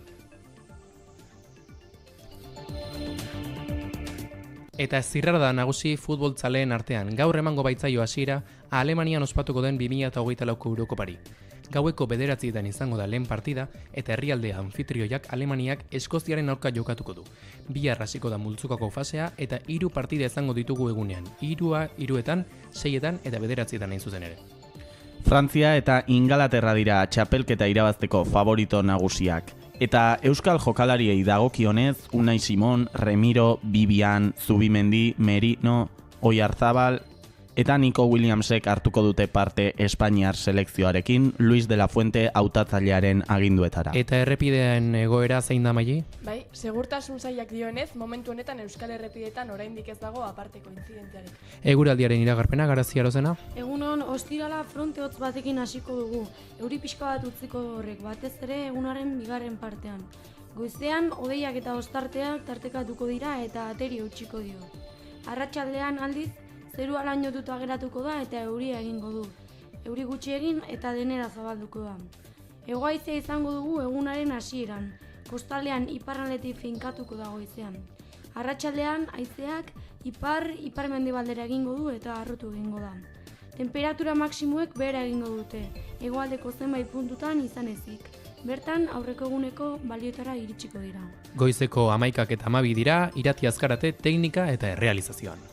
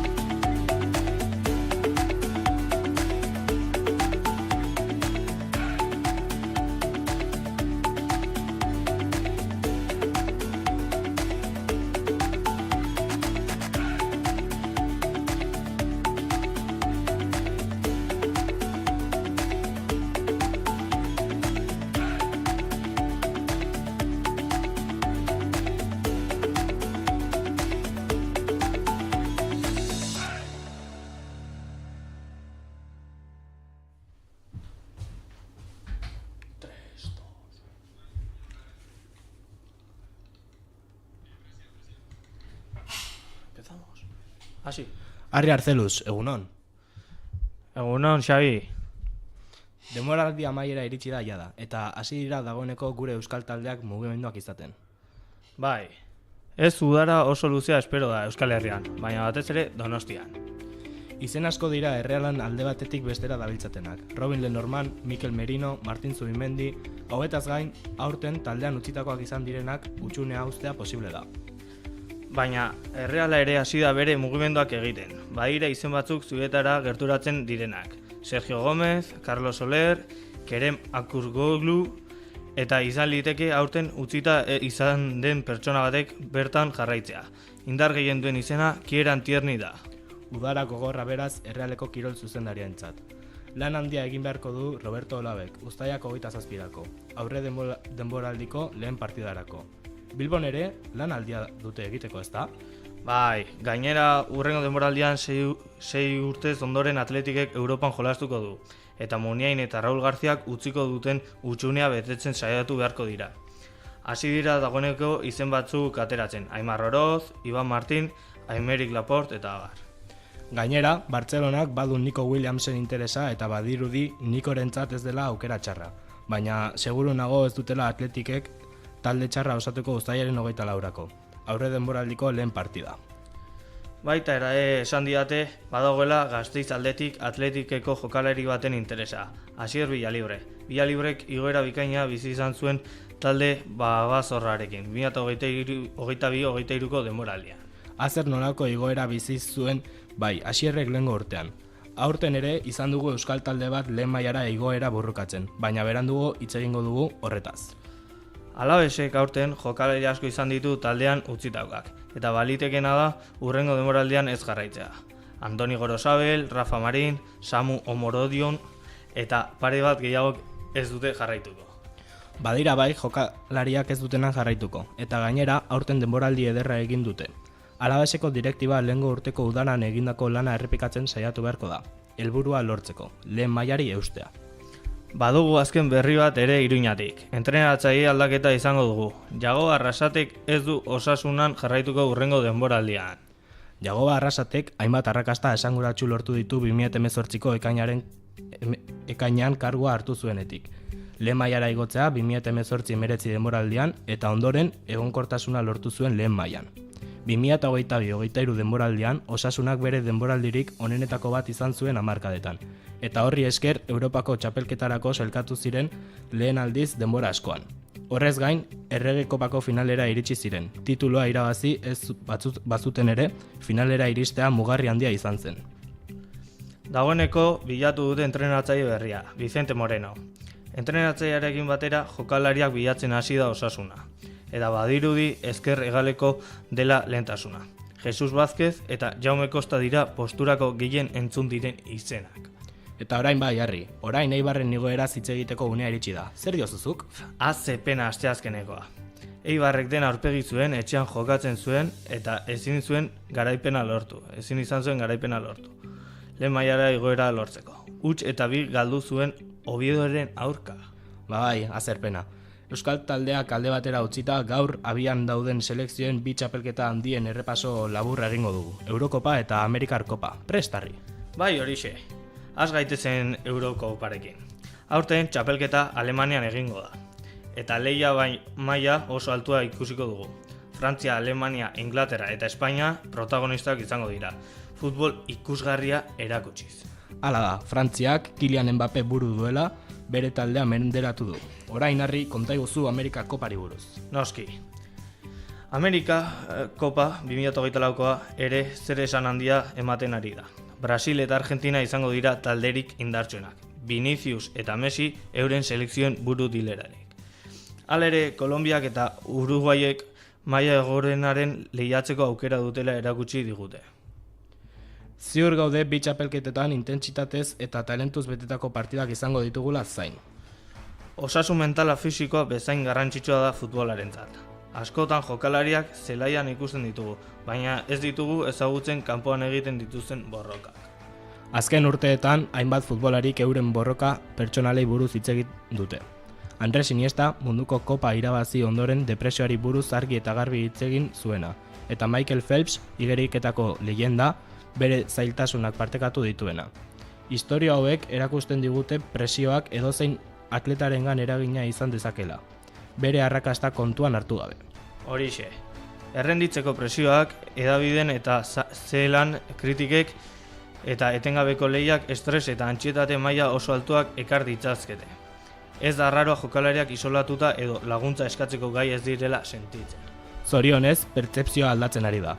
Taldeak eta erakundeek laguntza psikologiko programak ezartzen ari dira. UEFAk adibidez, jokalarien artean osasun mentala eta ongizatea sustatzeko ekimenak abiarazi ditu. Eta ez da laguntza profesionala bakarrik, taldekidek eta entrenatzaileek funtsezko zeregina dute. Laguntza ingurune batek jokalariaren ongizatean dagoen aldea marka dezake. Funtsezkoa da osasun mentalari buruz hitz egiten jarraitzea futbolean eta kirol guztietan. Ez dugu ahaztu behar atletak gizakiak direla, eta gu guztiok bezala unez zailak dituztela. Hala da, eta gure entzulentzat gogoratu gure osasun mentala zaintzea lehentasuna dela. Une txar bat pasatzen ari bazara, norbait ezagutzen baduzu, ez izan zalantzarik zuen babesa eskaintzeko edo laguntza profesionala bilatzeko. Zaindu zaitezte eta jarraitu futbolaz gozatzen.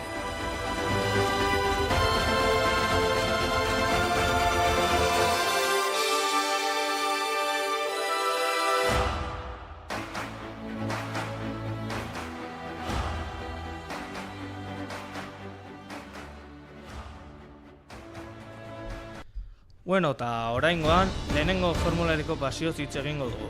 Automobilismoaren maila gorenaren gertatzen ari den guztia aztertzen den saioa iritsi da. Kanadako zirkuito lasterketa zirraragarria hitz egingo dugu gaur. Horixe, Kanadako azken lasterketa ziragarria izan zen. Zer iruditu zitzaizun Max Verstappenen emanaldia, Xaer? Trebetasun eta estrategia erakustaldi ikaragarria izan zen. Verstappen hasieratik izan zen nagusi, neumatikoak oso ondo kudeatuz eta lasterketan zehar erritmo konstantea mantenduz. Gainera, bere taldeak lan bikaina egin zuen boxetako geldialdietan, eta horri esker abantaila mantendu zuen. Eta estrategiaz ari garela, Landon Norrisen lasterketa irisgarria izan zen, ez da, Xaer? Landon Norrisek gudu Mercedeseko gidariarekin. Pistan, erronka batzuk izan arren, lasaitasunari eutsi eta txapelketarako bigarren postu oso baliotsua bermatzea lortu zuen. Borroka itxia izan zen, denak eserlekoan ertzean eduki zituena. Horixe, eta ezin dugu aipatu gabe utzi George Rusellen azken aldian etekin handia erakutsi baitu. Uste duzu pilotu honek baduela txapelketa iratzeko behar duena? Oso sendoa izan da eta errendimendu handiak erakutsi du azken lasterketetan. Puntu garrantzitsuak batzeko duen gaitasunak titulurako euskarri serio gisa jartzen du. Horrela jarraituz gero, txapelketa irabazteko leian egon daiteke denboraldi amaieran. Gaia pixka bat aldatuz, zer dirudotzozu orain arteko ekipoen errendimenduari? Red Bull taldearen eta Ferrarien taldearen arteko borroka oso estua baita. Hala da, Red Bullek hobekuntza handiak egin ditu bere autoan denboraldi honetan. Batez ere, aerodinamikari eta motorrari dagokionez. Ferrarik, bestalde, oso sendoa izan da eta talde estrategia bikaina du. Zoragarria da izango da lehiaketa hau denboraldiak aurrera egin ahala nola gertatzen den ikustea. Eta ezin ditugu denboraldi honetako hasiberriak ahaztu ere. Bereziki harritu zituenak zein izan dek? Bai, Oliver Bermanek trebetasun eta heldutasun handia erakutsi du lehenengo formulan bere lehen urtea izateko. Jarduera nabarmenak izan ditu, eta esperientzia handieneko pilotuek ez dute kikildu. Kanadan egindako lana bereziki nabarmena izan zen. Agur esan aurretik, azken galdera bat. Zer espero duzu hurrengo lasterketagatik Barcelonan, Katalunian? Hurrengo lasterketa beti izango da zirraragarria. Pilotu oldarko rein mesede egiten dien zirkitua da, beraz aurreratzeko maniobra asko eta agian ezusteko batzuk ikustea espero dut. Uste dut Verstappenek irabazteko aukera onak dituela, baina ez nuke alde batera utziko Carlos Sainz. Bueno, eta hori izan da gaurkoz lehenengo formulataz, eta beste bat arte.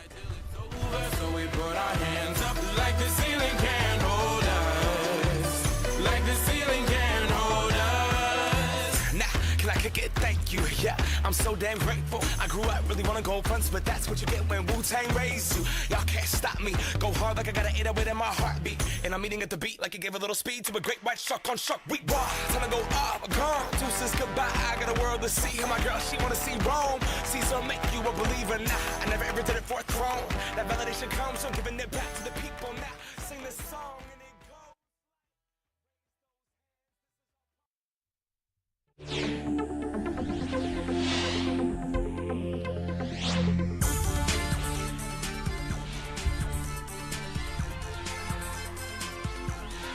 Bueno, txirrindularitaren munduari begiratzen badugu, denboraldiaren lehen zatia bukatuta eman dela esan genezake. Denboraldia urtarrian hasi zen Australian eta urrian bukatuko da Txinan. Eta denboraldi luze honen lehenengo zatia bukatutzat eman dela esan dezakegu. Denboraldiaren lehen lasterketa garrantzitsuenak jada lehiatu dira, eta adibidez Paris-Roubaix, Ronde van Vlaanderen eta Italiako Giroa. Eta, espektakulo oso ona izan da, txirrindulariak maila oso ona eman dute, eta orain bigarren zatiari begira jarrita, Frantziako turrari buruz egon gara pixkat hizketan, eta Frantziako turra astear dagoela ikusten dugu, ekainako 29an hasiko da Italian, Florentzian hain zuzen ere, eta uztailaren 21ean bukuko da Parisen. Sailkapen orokorrerako hainbat favorito daude gaur egun, batez ere Tadej Pogačar, Primož Roglič eta Jonas Vingegaard. Hasteko Tadej Pogačar Italiako Giroa irabaztetik dator, sekulako exhibizioa egin du lehen itzuli handin, eta turrerako gizon nagusiena dela esaten da eta ikusten da gaur egun. Berak jada 2008ko eta 2021ko edizioak irabazi zituen, eta azken 2 urtetan berriz bigarren sailkatu da. Txirrindularia beti ausarta izan da, eta horrek garri dio bai garaipen asko, bai porrot asko azkeneko 2 urtetan bezala. Eta zaleek bera jartzen dute favorito nagusi bezala turrerako. Bigarren, Primož Roglič, Dauphinelli bere irabaztetik etorri da, eta, aste bateko itzulietan oraindik nagusi dela erakutsi du esloveniarrak. Hainbat urte darama Frantziako turrearen bila, eta gertuen egontzan urtea 2020an izan zen. Azkeneko etapa galdu zuen Maiotoria, Tadej Pogačar gazte batek menperauta. Eta orduandik ez duen gertu eduki garaipena beti zorte txarra edo arazo mekanikok ditulako. Eta, aurten izango da gotean urtea. Eta azkenik, Jonas Vingegaard Danimarkarra 3 hilabete daramatza lasterketarik egin gabe. Euskal Herriko itzulian eroriko bat eduki zuen, pelotoi erdiak bezala, eta berak eraman zuen parte txarrena. Eta, azken 2 urteetan izan da garaie Jonas, taldearen laguntza sakonarekin lortu ditu bi garaipen hauek, baina aurten Bismalis Bike taldeak ez dauzke hainbesteko txirrindularik, ez da maila iguala, ze erorketa asko sufritu izan dituzte, eta haien artean beraien liderrak izan dira, adibidez Jonas Vingegaard barnean da, Wout van Aert eta Christophe Laporte. Eta, horregatik zaleak Jonas Vingegaarden agerraldiaren zain daude, eta espero txudare turrean ze ingo duen jakiteko. Eta pixkat gai ez aldatzeko, urteko lasterketa nagusin ondoren, Euskal Txirrindularitza nahi du bidera pixkat, garrantzia eman nahi dio Elite Sub-23 mailako kategoriai, ze azkenen esaten du mundu mailan izarren jaiolekoa dela Euskal Herria, eta horregatik garrantzia eman bazaio gure herriari. Eta horretarako Gari Ugarterekin batu gara, elkarrizketa bat egiteko, eta Gari Gipuzkoako erlojupeko txapelketan 4. postua lortzetik dator, eta hori aprobetxatuz bere denboraldia ikusiko dugu, eta Euskal Txirrindularitzan dagoen maila ebai aztertuko dugu.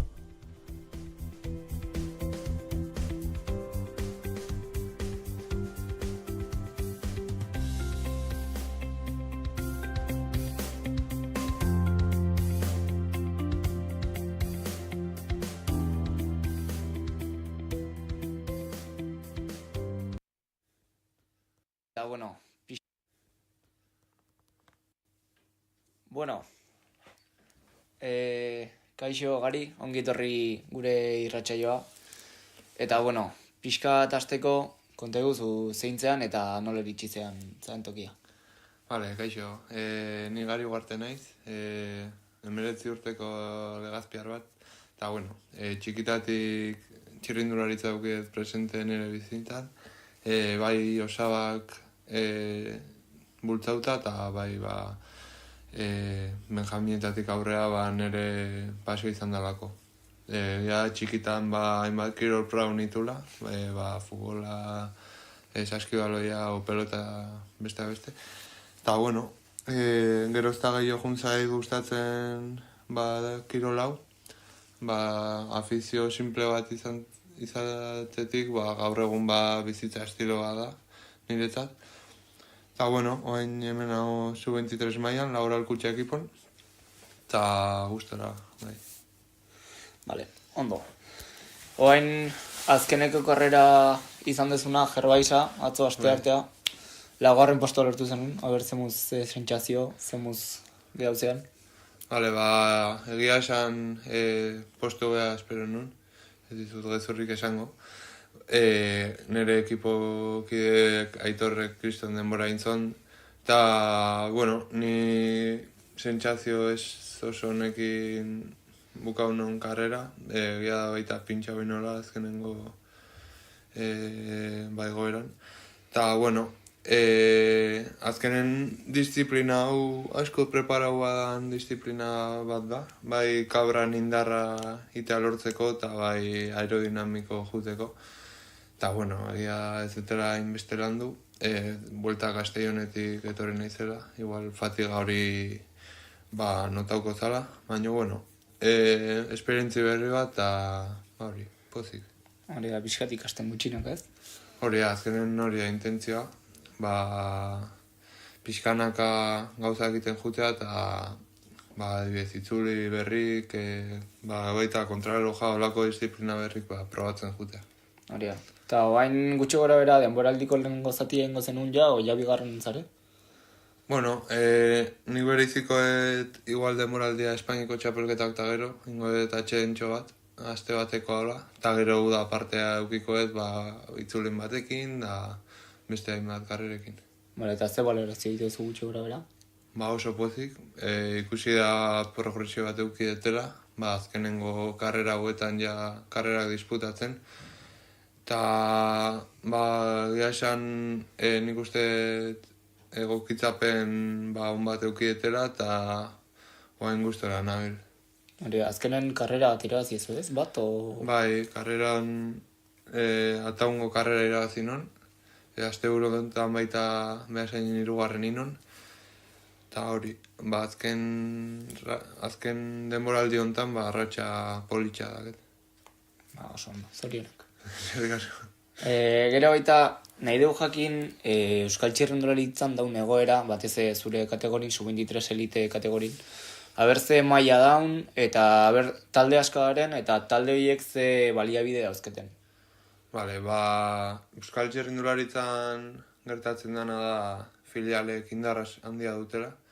Egia da egutegi oso zabal eta politxa daukeula, baina hemengo lasterketak Caja Rural, Laboral Kutxa eta Finisher taldeak agintzen dutela. Eta oso agerin uzten die, adibidez, Irungo karreran ikusi genezaken azken 20 kilometrotan 6 txirrindulari aurren da dena Caja Rural eta Laboral Kutxako. Eta, bueno, alde hortatikan ez da errealitatea, zatik adibidez, Castelloneko itzulia korrituetenen da beste hainbat ekipo zeren da nivela diferentea, baina normala ikuste eta azkenen txirrindulari, destakatze duten txirrindularik filialeta jutea.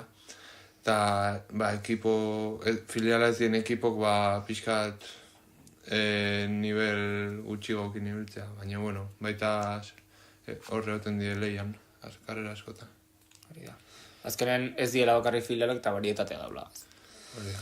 Eta gero, zu esan dezu Laboral Kutxan zarela, ze esperientzia Azkenen, ekipo profesional baten filialen egotea ze esperientzia? Ikusten da baliabide handik darela. Bai material aldetik, bai staff aldetik. Eta, oain arteko esperientzia oso ona izan da. Adibidez, itzulitan, masajistakin, materialekin arazo gabe. Beti bizikleta behar duen bezala eukita. Eta hori lujo da azkenen sub-23 mailan olako baliabidek eukitzea, ez da ohikoa ez da. Hori da, azkenen nik uste suerte asko daukezuela filialetan zaretenok, ze aldezue bizi txirrindularitza profesionalismo txiki batetik, ez? Claro, dakeu profesionalismon parte hon hori, baliabidekin daula eta alde hortatik ondo. Vale, eta bain filialetatik gala hitz egiten, filial guztik berdin itutelan, adibidez laboral, kajak eta finisherrek berdin iten dutelana? Ni laboralen kasua bakarrik ezagutet, hauek euskal txirrindularitzari emate diote garrantzia handigoa, euskal txirrindulari fitxatzen, eta gero ikusi ezakegu kaja ruralen estrategia o politika gehiago dela Espaini mailako txirrindularik fitxatzea o kanpotarrak baita. Eta gero hain finisher adibidez badabil uste Taiwanesako fitxatzen. Azkenen politika ezberdina die, azkenen laboral kutxan Euskadi Fundazioan garre eta Euskal Txirrindularitza bultzatzea. Eta alde hortatikan igual gero Euskaltel ekipoa asetzeko edo txirrindulari gutxigo dare, azkenen Euskadin txirrindulari gutxigo egon da, maila baita zailagoa da lortzea. Baina, hori da behien politika eta horrekin aurrea. Hori da, eta bukatzeko, urrengo urtea begira, urrengo urtea, hemendik urte batzuta profesionalismoa iristeko opzioa ikusten duzu, edo... Nik ustez bideo honen nahula, lehenengo urte honetan egokitzapen hon bat indetela, eta, zen hor daki, evoluzioakin jarraitzen nik uste aukera izango detela. Baina, ondio askoen hau hortan pentsatzen, maila hontaz disfrutatzea, eta saiatzea alik eta beren iten. Hori da, eskerik asko etortzeagatik eta urrengo arte gari. Hale, placer bat.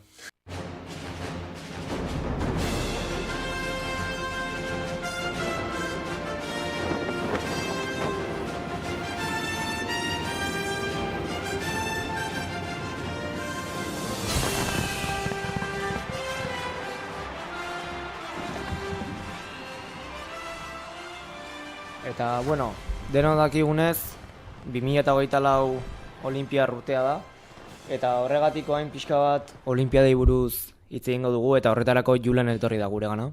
Kaixo, Ander, Paris 2024ko Olimpiadak izkinaren boltan daude, eta asko dago eztabaidatzeko. Eta, has gaitezen pixka bat historia kontatzen, Parisi ez da berria joko olimpikoak antolatzen, ez? Horixe, Paris bi aldiz izan da joko olimpikoen egoitza, 1900 urtean eta 1924an. Beraz, 2024an Frantziako hiriburuak hartuko duen 3. aldia izango da. Beraz, azken alditik mende batera, Paris prest dago munduko eszenatokian distira egiteko. Eta berrikuntza asko daure joko honetan, ez? Kirol berriak sartzea eta aipagarrienetako bat esango diguzu? Bai, noski. Paris 2024an breakdantzaren debuta ikusiko dugu disiplina olimpiko gisa. Eta horrek ikusmin handia sortu du. Gainera, Tokio 2028an arrakasta handia izan zuten surfa, kirol eskalada eta skateboarda itzuli dira.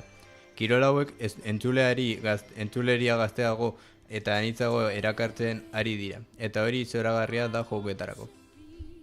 Benetan harrigarria bai, eta, kirol tradizionalak beti bezala gongo die, eta ze esperezu atletismo eta egeriketan adibidez? Beti dira plater sendoak. Atletismoan izar handiak ditugu, ala nola, Elaine Thompson era esprinterra eta Armand Duplantis pertika jauzilaria. Igeriketan begi guztiak Caleb Dressel eta Ariarne Titmunsen egongo dira. Ziurrenik euren lasterketa ikusgarriei domina gehiago gehitzea bilatuko dutena. Eta ez ditzagun ahaztu bertako atletak, Frantziako atletak. Frantziak itxaropen handia dauzke kiroletan bere korrikalarik, eta baita beste kirolarik ala nola judon, esgriman eta jakina futbolen. Unkigarria izango da etxean jokatzen duten ikustea baizalek eta beraie jokatzea atleta bezala, ez? Erabat adoz, eta egoitza zari garela Parisek joko iraunkorrak agindu ditu. Ekologian ikuspegi sendoak dutenak, karbona aztarna murrizteko eta garraio publikoa eta energia berriztagarriak sustatzeko neurri berriekin ezartzen ari dira. Urratze handia da ingurumenarekiko arduratsuagoak diren olimpiadetaren.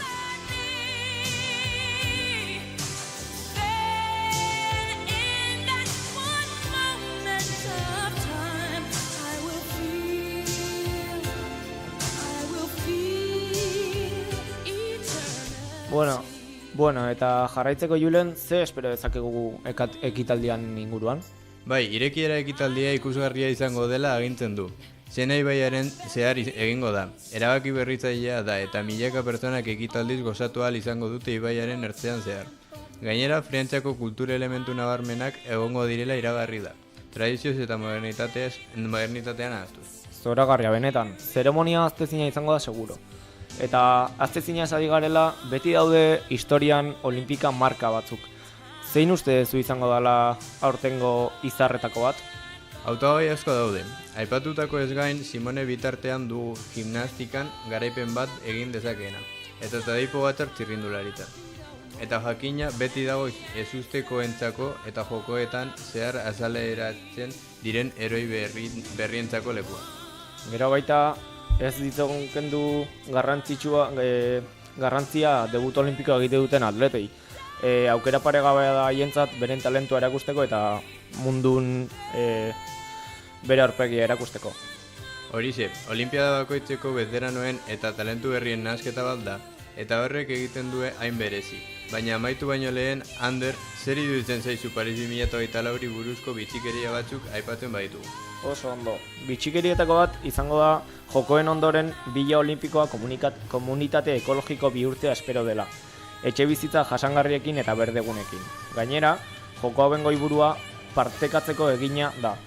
Inklusioaren eta guztien parte hartzearen garrantzia azpimarratuz. Bai, lelo polita. Eta aipatu behar da alaber dominen diseinuko birziklotutako elementuak biltzen dituela. Hala nola, herritarrek emandako gailu elektronikoen zatiak jasangarriagoak izateko moduan adibide bikaina. Eta, hori izan daudena Olimpiar jokoi buruz.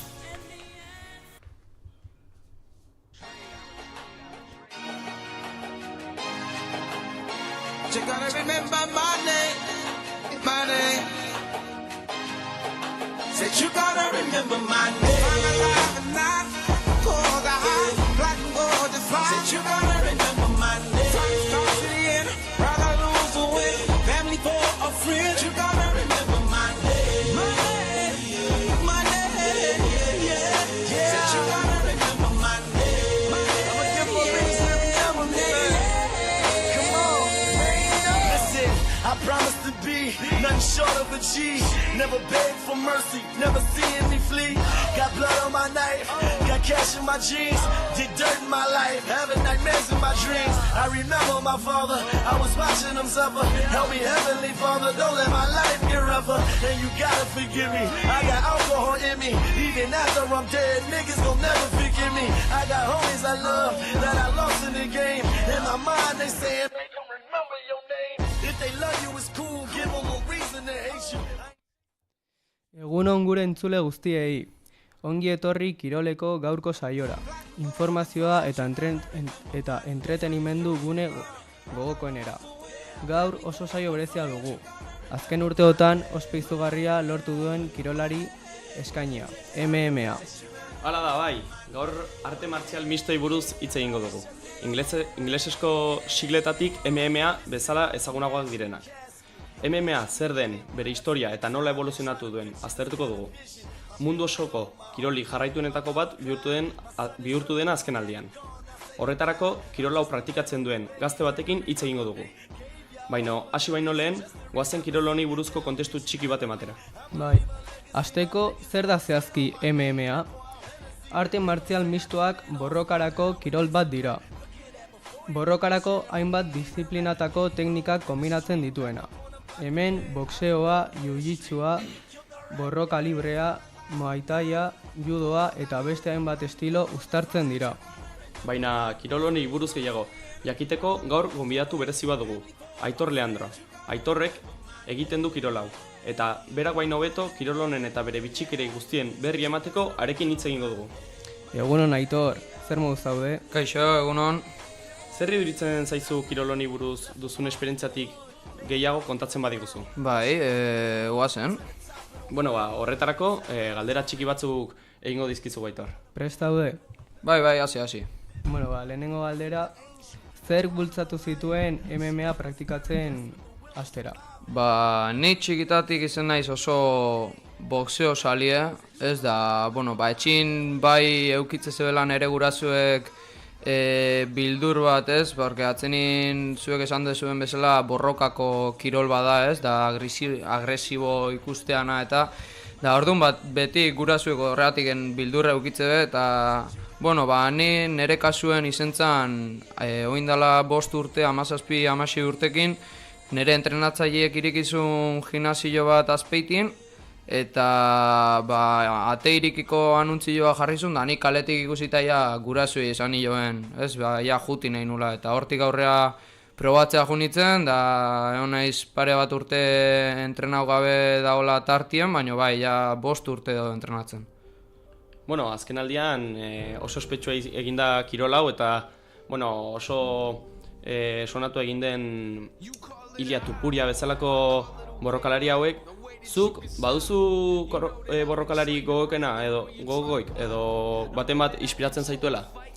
Bai, niretzako referente bai pertsonal bai kirolari bezala, esan desun bezala Ilia Tupuria da. Nere ustez azken aldien daun saletasun hori MMA-tiken beak asko indu ez, porque guk atzenin egunero gimnasioun igual 15-10 pertsona ibiltze ginela, Tupuriak UFC-ko kanpei izen baino lehenuo etzeon hainbeste saletasun ez, da justu irabazi eta gero ume pila bat edo gazte berri asko etorri ziren probatzea, da nik usteet hori ona dela gure kiroleako, da baitare jendik konturatzeko, ez dela haina gaizki ikustean kirol bat, sino que beste kirol edo zein kirol bat ezela dela. Eta, pixkat honekin segitzeko, zuk kirol hau praktikatzen zer espero ezu lortzea edo bakarrik hobi modun praktikatzezu? Ni momentuz hobi moduen, ze dauketela txapelketatan parte hartzeko intentzioa, baina ez nago enfokauta txapelketak irabaztea. Baina nire objektiboa dela urrengo temporadan Euskadiko jiu-jitsu da grappling txapelketan medaia lortzia intentatzea behintzat, eta momentuz hobi bezala dauket, eta txapelketa gertetze animako naiz. Eta hontaz aparte ez dakit, badaukazun bertze arte martzialik edo borroka kirolik egiten alduzun edo egin izan duzun hau baino lehenago? MMA da jiu-jitsu nazio baino lehenuo, txikitan nitula pare bat urte karatean, baina tipiko gurazuek apuntatzea izue karatea, karatea. Gero eskolan gure kasun gimnasian eukitze genula judo, da 4 urtez egin genuen judo, baina oso basikue, baina azkenin zehose da. Da hortik aurrera ez beste zerrez. Eta txikitan praktikatutako beste kiroloiek zure ustez esperientzia puntu hoi lortu? Ziek iteula, baina gehien bat nik usteet adibidez rugby bezalako kirol batetik baldin mazatoz, dela oso lagungarri ez, geroako, azkenin MMA-an da jiu-jitsun bateze derribo asko iteie, eta rugbiko joko estilo hori eukitzie bai lagungarria dela, baina edozein kirolek laguntza dio. Bueno, eta orain pixkat MMA kirolean sartzeko, pixkat entrenamenduai buruz hitz egingo dugu, bale? Bueno, badakigu kirol nahiko exigentea dela MMA eta, bueno, borroken atzetik badaudela askoz gauza gehiago eta, bueno, azkenean hauek ere entrenamenduak eta bestelakoak ekartzen dituzela. Eta galdetu nahi ginatzugun, astean ze bat aldiz entrenatzen duzu MMA? Guk eukitze dugu astelenetan ordu eta erdi gutxi gora bera striking dala golpeue basikamente eta grappling pixkat, eta beste ordu eta erdi segun igual wrestling edo ite dugu. Wrestling dala lucha cuerpo a cuerpo esateana, eta gero asteazkenetan eukitze dugu ordu eta erdi MMA da grappling da jiu-jitsu baino likrakin bakarrik kimono gabe, eta beste ordu eta erdi jiu-jitsu gehienetan kimonukin. Eta gero ostegunetan, astelenetan igual. Ordu eta erdi striking eta grappling, eta beste ordu eta erdi wrestling. Eta orain arte entrenamenduetan zer alderdi iruditzen zaizkizu zaienak edo neketsuenak? Nekin zango ondo ze alderdi izango zan. Nik uste dana batea izateala zaila, baina nahi pertsonalki gehien bat gogorra nahi tezatena striking modu ez. Atzenin golpeuen asko nekatzea eta baita ere lesio asko egotie dago, eta hoxe nik uste striking esango nola. Bueno, badakigu ere kirol hau oso fisikoa dela, ez? Eta bueno, honen inguruan ere galdera batzuk prestatu ditugu. Eta bueno, horietako bat izango zen, zu Aitor, nola sentitzen zara fisikoki MMA entrenatzen duzunean, edo entrenatzen duzunetik uste duzu nabaritu duzu desberdintasun bat, edo fisikotik aparte ere bai ez dakit resistentzian edo pixka bat konta iguzu? Ni uste aldaketa gehiena nabarmena etena mentalki zen da.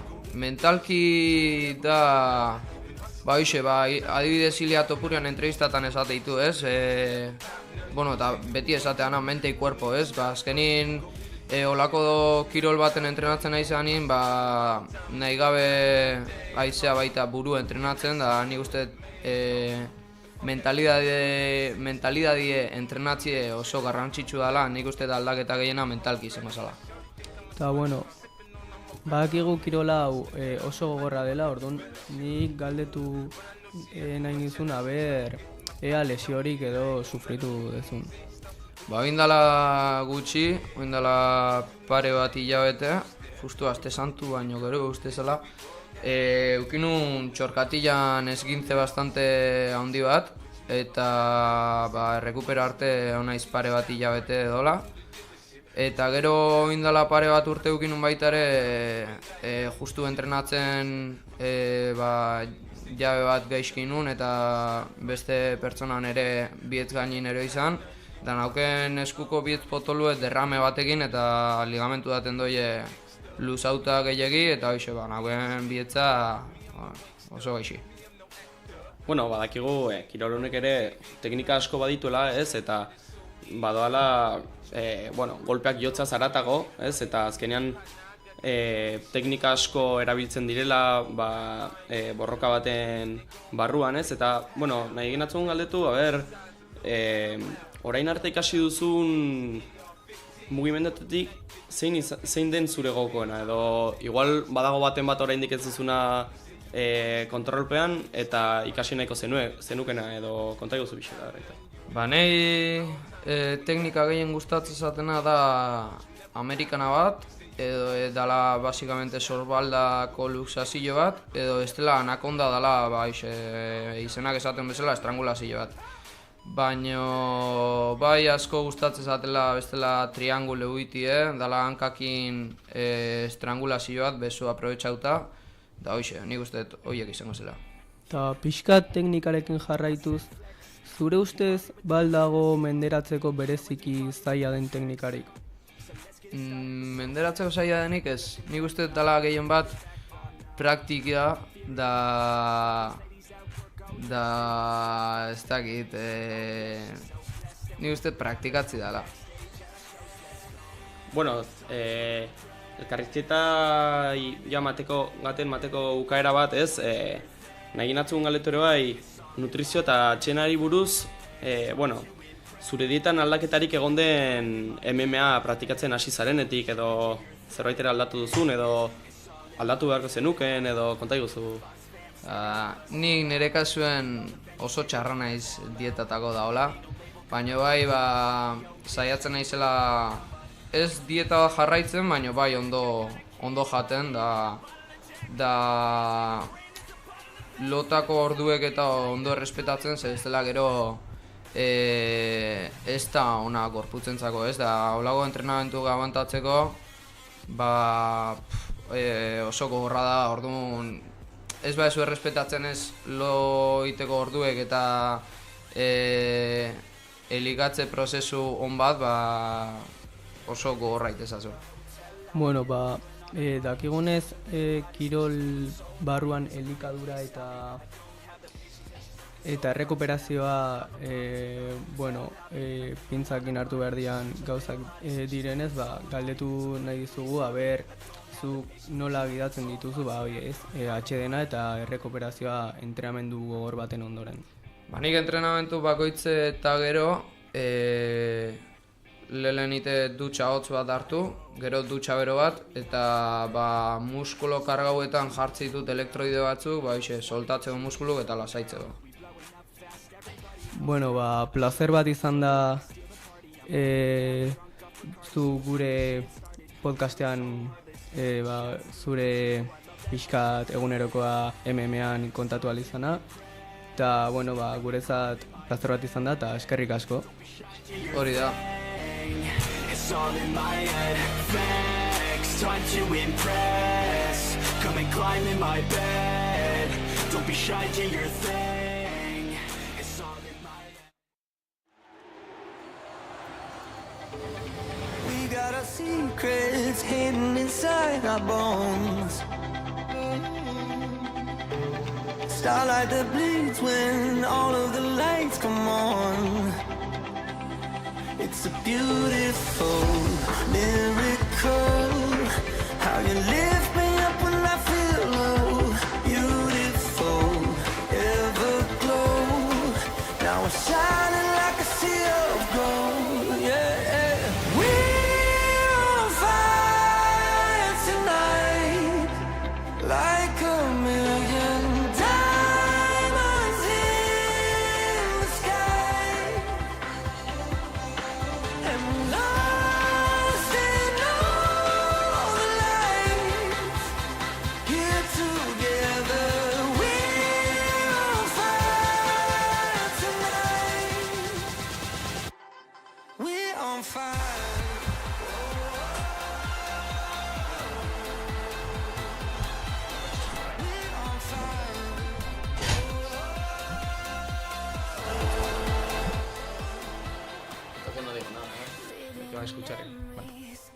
Bueno, 2024 azkenean, espero genuen eguna, azkenean gure Eurokopa maitea berri daukagu udaran disfrutatzeko. Leder, esplikatu pixkat zer den Eurokopa. Bueno, Eurokoparen sorrera ofizialki UEFako Europako txapelketa bezala ezagutzen dena, Europako futbolaren munduan ikuspegi. Determinazio eta lankidetza historio bat da. 1950ko hamarkadan sortu zen, Bigarren Mundu Gerraren ondoren, Europa batzeko beharrak, futboleko liderrak lankidetza eta dizkidetasuna kirolaren bide sustatzeko moduak bilatzera eraman zituenean. Bueno, vale. Egia da, Henry de la Uñak proposatu zuela lehen aldiz, 1927an, bera zen UEFA Frantziako buruzagia. Egia da, mundu gerra zela eta hasieran ez zuen arrakasta egile izan, eta ezen zerbait oso famatu egin hasieran. Eta azkenean 1954 urtean Europako futbol elkarteen batasunaren, UEFA jakiten dugun bezala, sorrerak txapelketa kontinental bat antolatzeko beharrezko egitura eman zuen. UEFA Basilean, Suizan, sortua, Europako futbolaren organo gidari gisa ezarri zen, eta laster hasi zen dela oinaren proposamena serioski aztertzen. Bueno, a ver, lehen txapelketa 1960an izan zen, eta bueno, Jugoslaviak irabazizun bita bat, Parisen jokatuko final, baina, bueno, historia alde batera utzita, guazen hitz egitera, gaur egungo gauzetaz, ez? Adibidez, Eleder, zuk zein uste zu irabaziko dula? Nik uste realistak izatera. Aurten Frantziak irabaziko daula, nahiko ekipo ona dauko, individualki oso jokalari onak dauko. Jo, nik uste, egia esan Frantzia dela beti favoritoa, ez? Jokalari oberenak ditu, beti ekipo oberendatik datoz, nik uste, adibidez, Hungariak aukera asko ditula, ez? Hori esaten da. Bai, daude da gazte ezagunak, eta, bueno, uste Eurokopa honetan egongo dela kompetizio asko, eta izango dela torneo oso interesgarria eta entretenigarria. Bueno, vale. Honekin akituko dugu Eurokopako gure zatia. Mila esker.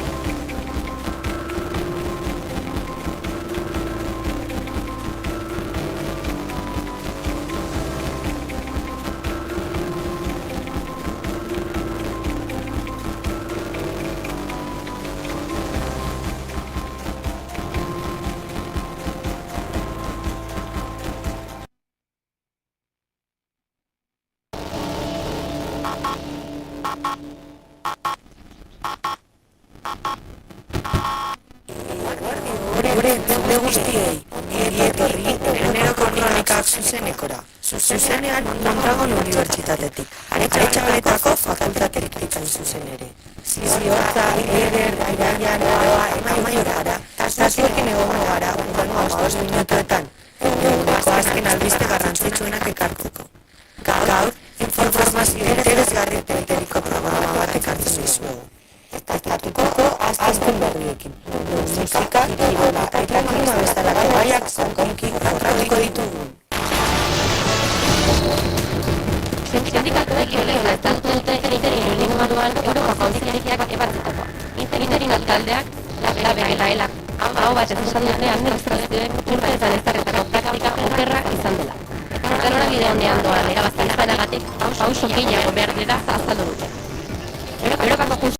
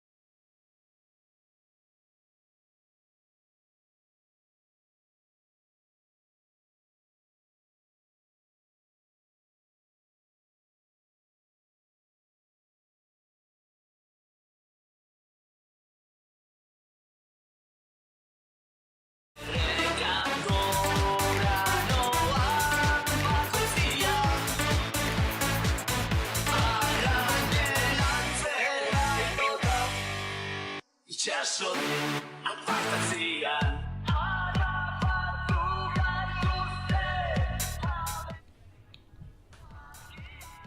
Kaixo guztioi, ongi etorri Mukuskusero irrati saiora. Gaurkoan gurekin dibertitzera etorri dira Nerea Pereira, Alaitz Landa eta Jon Amestoi. Kaixo. Kaixo. Bueno, zer modu zaudete? Indarrekin etorri zarete, ondo gozaldu duzue? Bai. Bai, nahiko ondo izan, bai? Beti bezala. Zuek zer gozaltzen duzue normalean? Bueno, betiko gauzak ez da, galleta batzuk, eta bollo bat, eroskiko bollo kutre bat. Bueno, nik gaurkoan zereal batzuk eta jogur bat, eta ja. Badakizue zein den gozaltzeko janari osasuntxoenetariko bat eta ez dena oso ohikoa? Arrautza. Arrautzak proteinen errege gisa ezagutzen dira, funtsezko aminoazido guztia, kaloria gutxi eta grasa osasuntsuak dituztelako. Bai, bitxu, ze interesgarria, ez? Atzo irakurri nuen artikulu batean Espainian badauzela gozarian jaten ditugu bi jaki oso tipikoa diazenak, baina gure osasunerako nahiko kaltegarria diazenak. Eta, egisa esan da, txutituta gelditu nintzen, irakurri nuenien ogi zuria eta platanoa diazela horrek.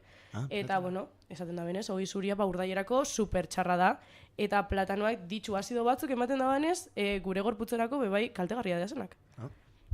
Nik egunero gozaltzen dut platano bat, baina, arrautzekin ordezkatuko tamendik aurrera. Eta, bitxikeriekin hasi garenez, esan didate, Jonek joko oso interesgarria ekarri digula, ezta? Bai, joku honen izena, ohikoa ez den fama da, bakizuten nahi farandula, famoseo mundu hau pila bat gustatzen zaidala, eta, nola jolasten da, oso raza. Nik pertsona famatu baten lau bitxikeri posible aipatuko ditut, eta, zuek benetakoa zein den asmatu behar duzue, bale? Ondo da. Bai, ondo. Bale. Lehenengoakin hasiko gara, bale? Eta, galdera da, zer ezin daiteke inoiz falta Cristina Aguileraren kamerinoan kontzertu baten aurretik? A. Kalimotxo bat. B. Pixa inkontinentziarako konpresak. C. Lurdeseko ura. Edo D. Lakasitoak. Nik uste dut lakasitoak. Ni ustez kalimotxoa ez da horra pixka berotzeko atera baino lehen, ez? Bai, logiko. Ez B da erantzuna. Pixa inkontinentziarako konpresak. Ematen du, Kristinak, bere abestietan oso not altuetara iristen denean, txisa tanta batzuk ies egiten dizkiotela, eta bere esfortzu fizikoaren ondoriz, konpresa hauek behar ditu, bestela, ondorioak imaginatzen ditugu, no? Vale. Bai. Bigarren galdera. Zergatik jarri zioten Leonardo DiCapriori izen hau? Hau da, Leonardo DiCaprioren izenaren jatorria zein da? A.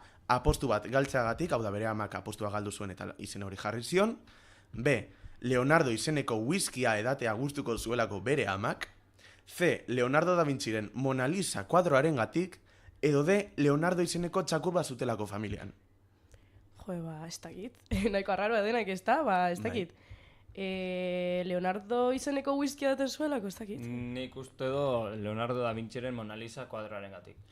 Bai, manez, arrazoi duzu. Aktoreak, izen horrekin bataiatu zuten, bere ama Italiako museo baten Leonardo da Vinciren Mona Lisa obra begira zegoela, aktoreak, sabelean bere lehen nostikoak ematen hasi zen, eta hori Leonardo DiCaprio izenaren inspirazio gisa erabili zuen. Hirugarrengo galera, hau bastante fuerte dator, Zein da Madonnaren edertasun rutina? A. Bere aurpegia kongelagailuan sartzea, Isabel Preislerrek egiten duen bezala. B. Marrubi marmelada jartzea aurpegian. C. Buruz bera txintxilika lo egitea, saguzarrak bezala. Edo D. Bere pixa edatea bainu hotz baten ondoren. Espero dut izatia, ojala izatia pixa edatea, baina nik uste dut bere aurpegia kongelagailuan sartzea. Ez dakit, pixa edatea nik uste dut pixka dela ja pasatzia, marese bezala aurpegia kongelagailuan sartzia, ez dakit. Ez, efectivamente, abeslariak bideo bat igo du bere sare sozialetan orinoterapia zer den azaltzen eta praktikatzen. Ematen du, praktika honek bere gorputzarentzako ondorio oso onak ekartzen ditula eta oso osasuntsua dela bere pixa edatea, bainu hotz baten ondoren. Pixka fuertia ez. Bai. Eta laugarren eta azkenengo galera. Hau ere pixka fuerte da.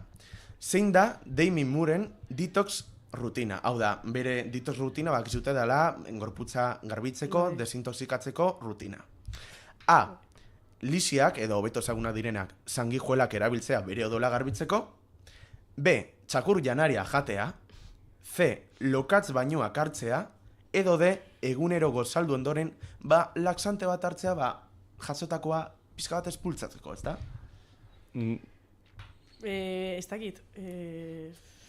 Egunero gozaldu ondoren laxante bat hartzea, ez dakit. Normalen Nik uste dut lokatz bainoak hartzea, ze horrek azala lehuntzen dago. Ez. A. Sanguijuelak edo lisiak erabiltzea bere odola garbitzeko.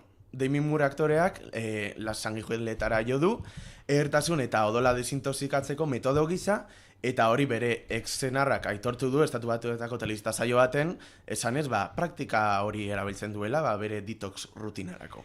Zerako gauzak. Bueno, esan oidan bezala, ez era inoiz era joango gauza bat gehiago jakin gabe. Hori da. Dudari gabe.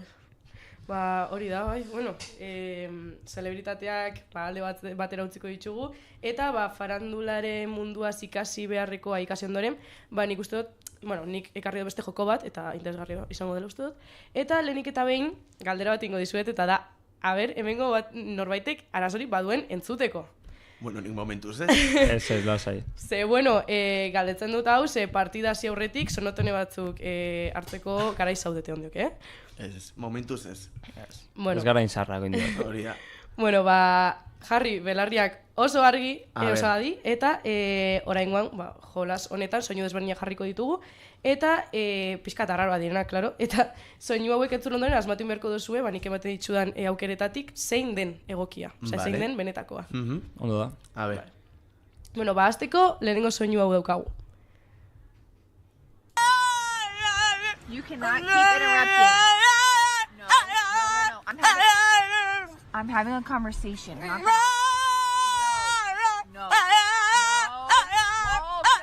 Walter, I'm right here, baby. Bale, hau entzun ostean, lau aukera emango dizkizuet, eta horietako bat da. A. Opera abeslari bat da. B. Ume txiki bat da. C. Txakur bat da. Edo D. Matasuegras bat da. Zer uste duzue? Nik uste dut ume txiki bat. Bai, ume txiki bat gainera emakume baten ahotsa zegoen hori bere ama izango litzateke, no? Bueno, asko zaitzot, baina ez txakur bat da, bai? Txakur bat oiuk egiten, bai? Piskat arraroa, ez? Baina, bueno. Bastante arraroa. Gero dekugu beste soinu bat. Hau izango zala.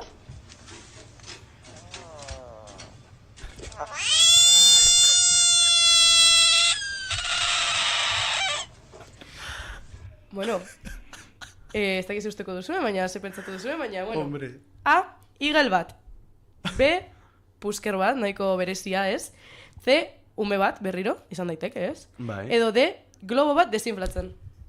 Nik uste dela mitiko globo bat zabaltzen dozunean. Bai, pitorritoaz tiratzen dozunean zarata hori ateratzen du, no? Nik esango nuke globo bat.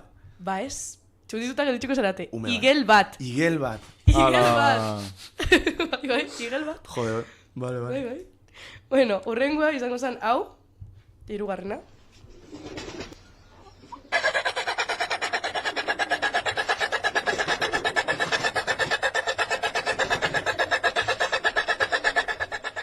Vale, eta hemen ditugu beste lau aukera. A ber, A, motor bat. Aha. B, oiarra. C, traktore bat. Edo D, josteko makina bat. Nik esango nuke josteko makina gainara nire amona jostuna da eta, bueno, zaratantzekoa da, nik hori esango nuke, baina seguru nik beste bat gauza da dela. Nik esango nuean, kotxe baten motorra holan, dabanean arrankau gabe... Bai, como que, kostatu zaiola. Bueno, ez, oiarra da. Oiarra, bai. Urrengoa eta azkena hau izango litzateke.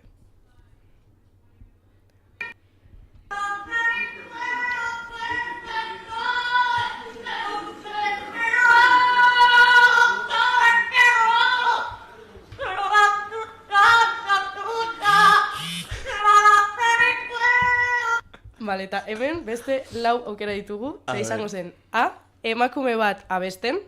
Bai. B, adimen artifiziala, zebakigu gaur egun adimen artifiziala oso.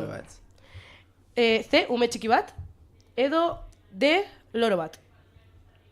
Buah, espero izatea lorua. Ez, loro bat. Izan oso ona. Nire ustez lorua. Ja, nik esango nuke adimen artifiziala, porque gaur egun adimen artifizialakin egin laiteke edo zer. Barkatu, baina ez loro bat da. Adimen artifiziala, baina nola abestuko du adimen artifizialak abesti bat horrela. Ezinezkoa izango litzateke, dinot.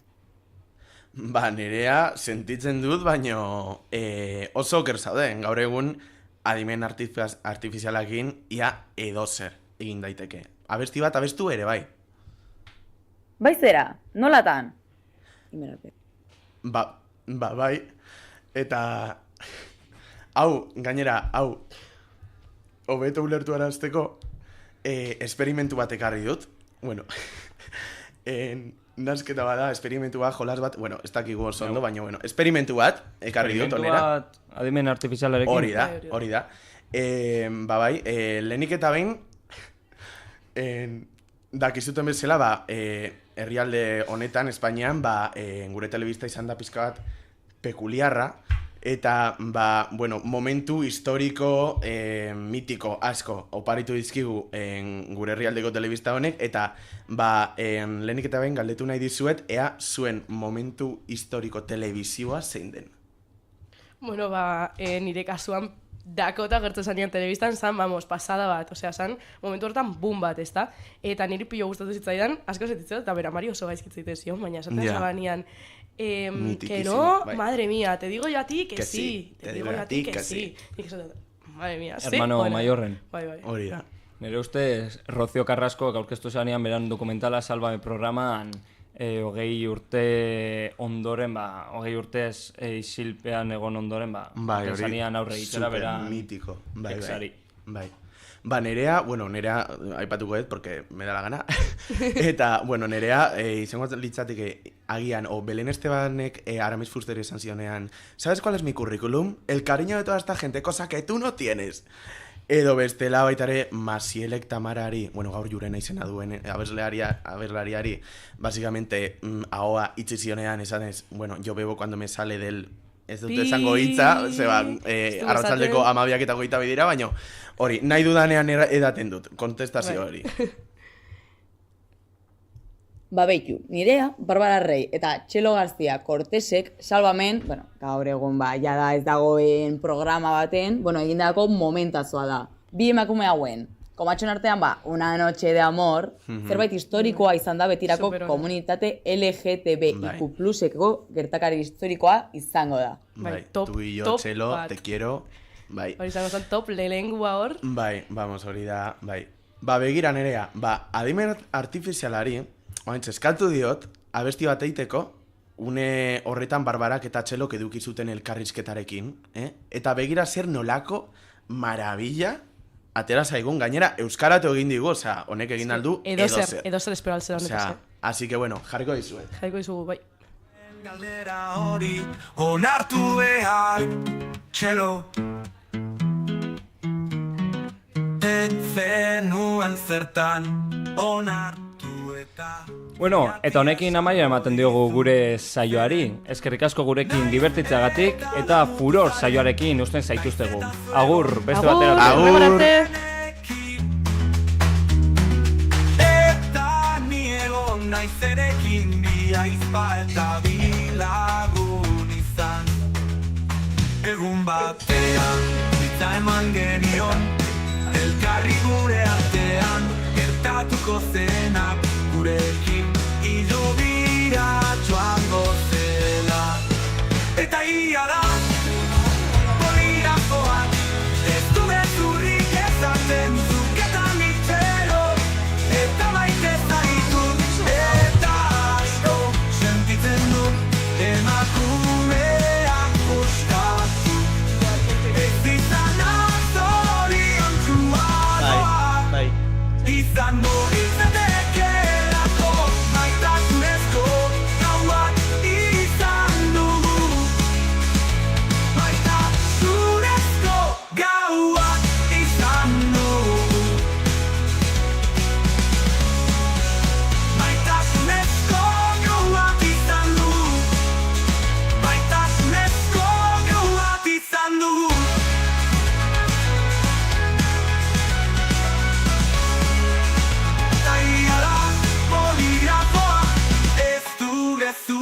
esaten, zuk eta nik txelo, eta maite zaitut.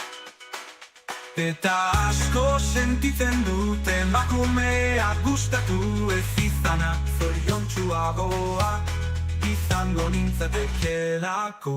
Maitasunezko gauak izan du, maitasunezko gauak izan du, maitasunezko gauak izan du.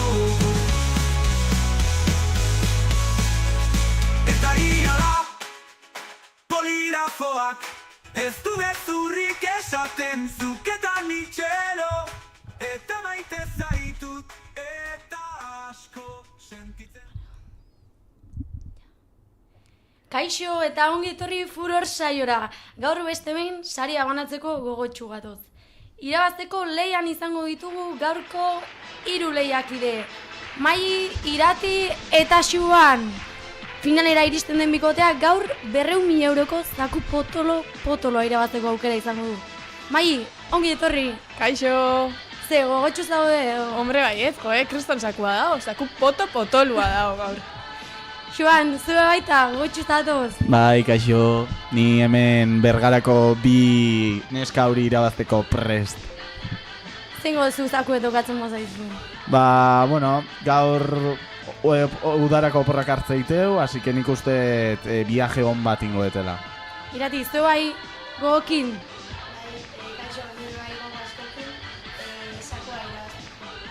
Bueno, ba, lehenengo probara egingo du salto.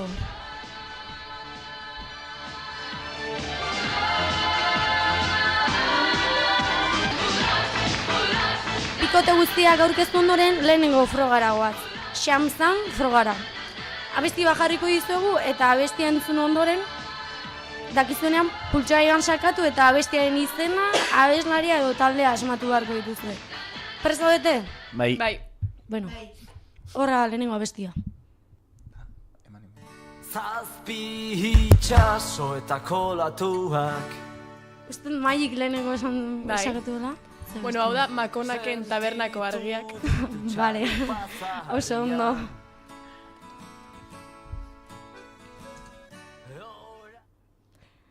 Bigarren abeste egin jungo gea.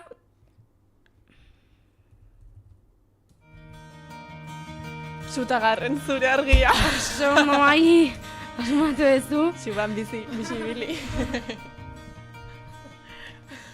Eta azken abestia.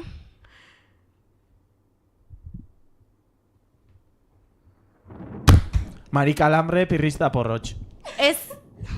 Nola ez ez? Ez da. Zorotan belera da. Bai, Zazpiorduko ekaitza. Ez que Marika Alambre nare bai hola astea. Ja. Bueno, trampaik ez dut, Bueno, mamai, zuretzako 3 abesti, 3 asmatu dituzu. Bai. Ba, puntu gehien lortu dituzu, orduan, beste aukera bat izango zuen beste biok, Vale. puntuk lortu behar izateko. Joder. Guazen, Ke pena. hurrengo frogara.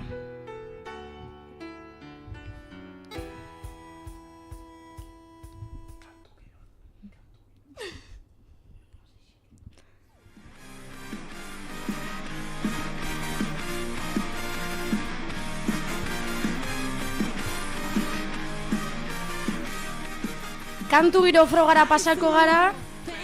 Honako froga honetan hitz bat emango dizuegu eta hitz hori duen abesti bat abestu beharko duzue. Kantu bakoitzeko 20 puntu gehituko zaizkizue eta markagaiura asmatzen ez baduzu errondatik eliminatuak izango zarete. Vale. Ados. Bakoitzari hitz bat egokituko zaizue, bale? Bai. Ados. Mai, zuri haizea hitzatokan zaizu. Aizeak bezala, ezin naiz abestu, zure besoetan. Ados. Beste abestin bat, aukezu haizea abesti hori hitza daukana? Ez, bale. Zuri itxasoa tokazu daizu, Xuan. Orain itxasoa gara, orain itxasoa gara. Oso ondo. Eta Irati zuri, Euskal Herria.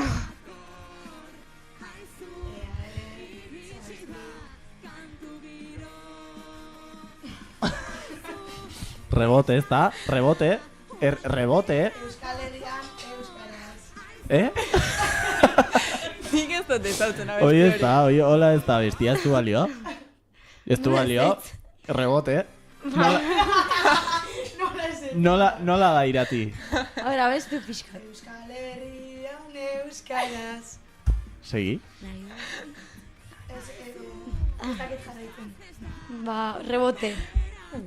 Euskal Herrian Iguala da. euskaraz. Hombre, bai, baina ez daki. Segitu abesti. Nahi dugu hitz eta jolas, lan eta bizi euskaraz eta... Nahiko basu bat. Beste abesti bat Euskal Herria hitzakin. Euskal Herria, Agu euskalduna gara, Euskal Herrikoak. Bai, beste hitzekin, itxasoakin igual. Itxasoa. Itxasontzi baten, Euskal Herritik kanpora, nara baten eta ez dakin nora. Vale. Eta aizeakin gehiago. Lau aizetara egan, bera da bilairean. Vale. Bueno, uste da bestigienak xuan egizan ditura. Ordun, xuan pasako da finalea, maita iratizuek kanporatuak izan zute. Vale. Ba, hirugarren probakin hasiko da, azkena xuan jokatuko du beak puntu gehien lortu diturako. Hola, hola.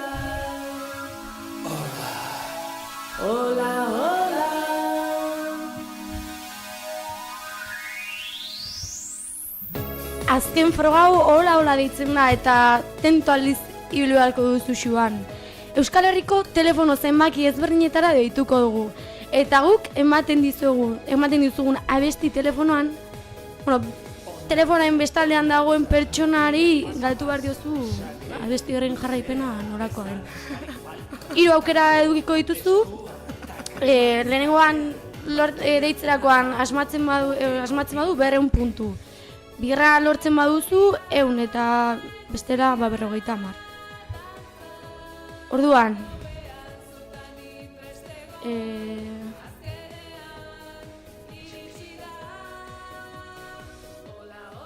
Bai. Deitu ingo dugu, ezta? Bai, hori da, deitu. Lehenengo abestie ez dakizte pasatzen den. Vale. Jarraipena bere ematen. Lehenengo galdetu baiot, hola, hola. Hola izo, eta berri, ez dute izun, hola izola.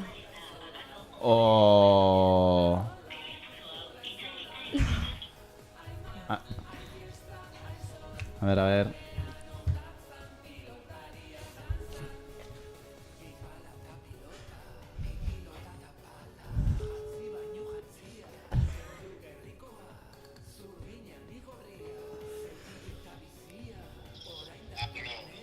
Hola, hola.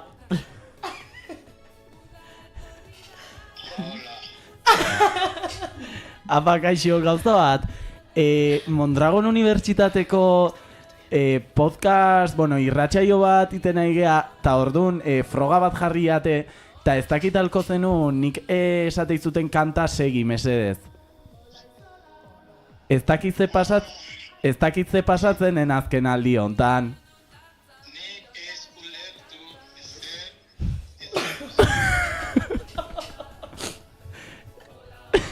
Ez dezu ulertzen.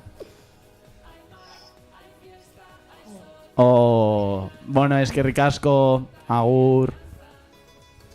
Etzun ulertzen. Beste zenbaki bate dituko saiauko gea? Bai, venga. Azkena, ez? Bai, hoi da, azkeneko aukera daukezue. Eta honek erantzute bait, zaku putoa. Zuria izango da. Aupa, kaixo. Gauza bat, Mondragon Unibertsitateko irratsaio bateako behaet zuen kanta hau segitzea, mese. Ez dakizte pasatzen den. Toma! Eskerrik asko, 200.000 euroko zakua irabaztea dakat. Potoloa! Noa deitzen nahi naiz? Ala, eta nungok zeate? Nungok zeate? Aiztondo Baiarakok? Bale. Eskerrik asko.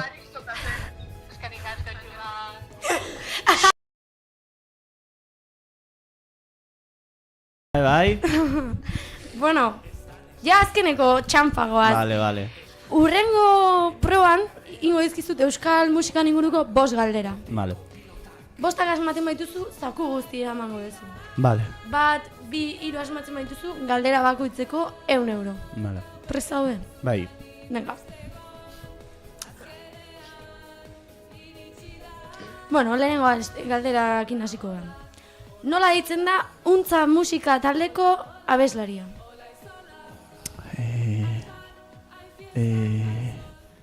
Ondo pentsatu da, Uste Josune Arakistain, ez da? Bai, hoi da, oso ondo. Oso ondo. Lehenengoa asmatuta. 100 euro bintzat lortu dituzu momentuz. Bai. Vale. Bigarrenakin. Bai. Zein urtetan eman zuen ibilbidearen amaiera Vendetta musika taldeak? Poto. Paso esan nahi, no? Poto. Bai, hoi da. Vale, bigarren galderako urrengoa jarraituko, vale? Hirugarrena. Zein euskal taldek egin du azken herri urratseko abestia? Azken herri urratseko abestia?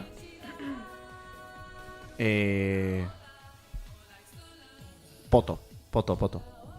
Dena poto? Bueno. Bai, ondo pentsatu dut. Vale.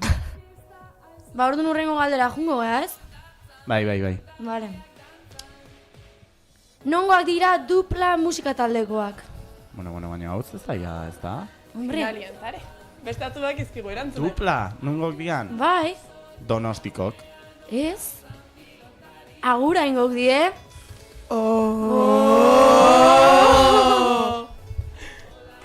Bueno, ya takuia ez nintzen gazu lortu. Bueno, baina segi beste galderakin, ez da? Azken galderakin? Bai. Nongoa da Kainakai? Joder, tio. Baina zer gauza zaiak aizeaten jartzen? Donostikoa? Ez? Hortizikoa? Gasteizkoa? Bueno, asma bezu galdera bat, eta bitan poto esan dezu. Bai. Poto hilortzeko laguntza, lehen gurekin lehiakide ibilbidenak alko dizu lagundu. Vale. Bigarren galdera zan, zein urtetan eman zuen ibilbidearen amaiera Vendetta taldea? Nik uste dela 2017. Nik 16 esango nuke. Nik 18. Bairatik. 2018 eman zuen amaiera Vendetta taldeak. Eta gero beste galdera da, zein euskal taldeek egin du azken herri urratseko abestia. Mairi eskatzu diot esateko. Neomakek. Oso ondo. Txalo bat. Orduan, guztira, 3 galdera asmaitu dituzue, orduan 300 euro eramango ditu Xuanek Bilabona. Banatu pixkat, ez? Eskerrik asko. Banatuko da maietan erekin. Hau dedikatzei Irati eta Mairi nekin neoteagatik eta nahi laguntzeagatik, beti ondo neoteagatik, gaina gaur Mairik ez du bazkaldu behar, ez du afaldu behar. Eta nire klasekide guztiri, nire irakaslei, horreoteagatik. Mila esker denai. Entzuleak, mila eskerre horregoteagatik, espero dugu gaurko saioa gustatu izana. Urrengoan ere hemen espero zaituztegu. Mila esker eta izan ongi.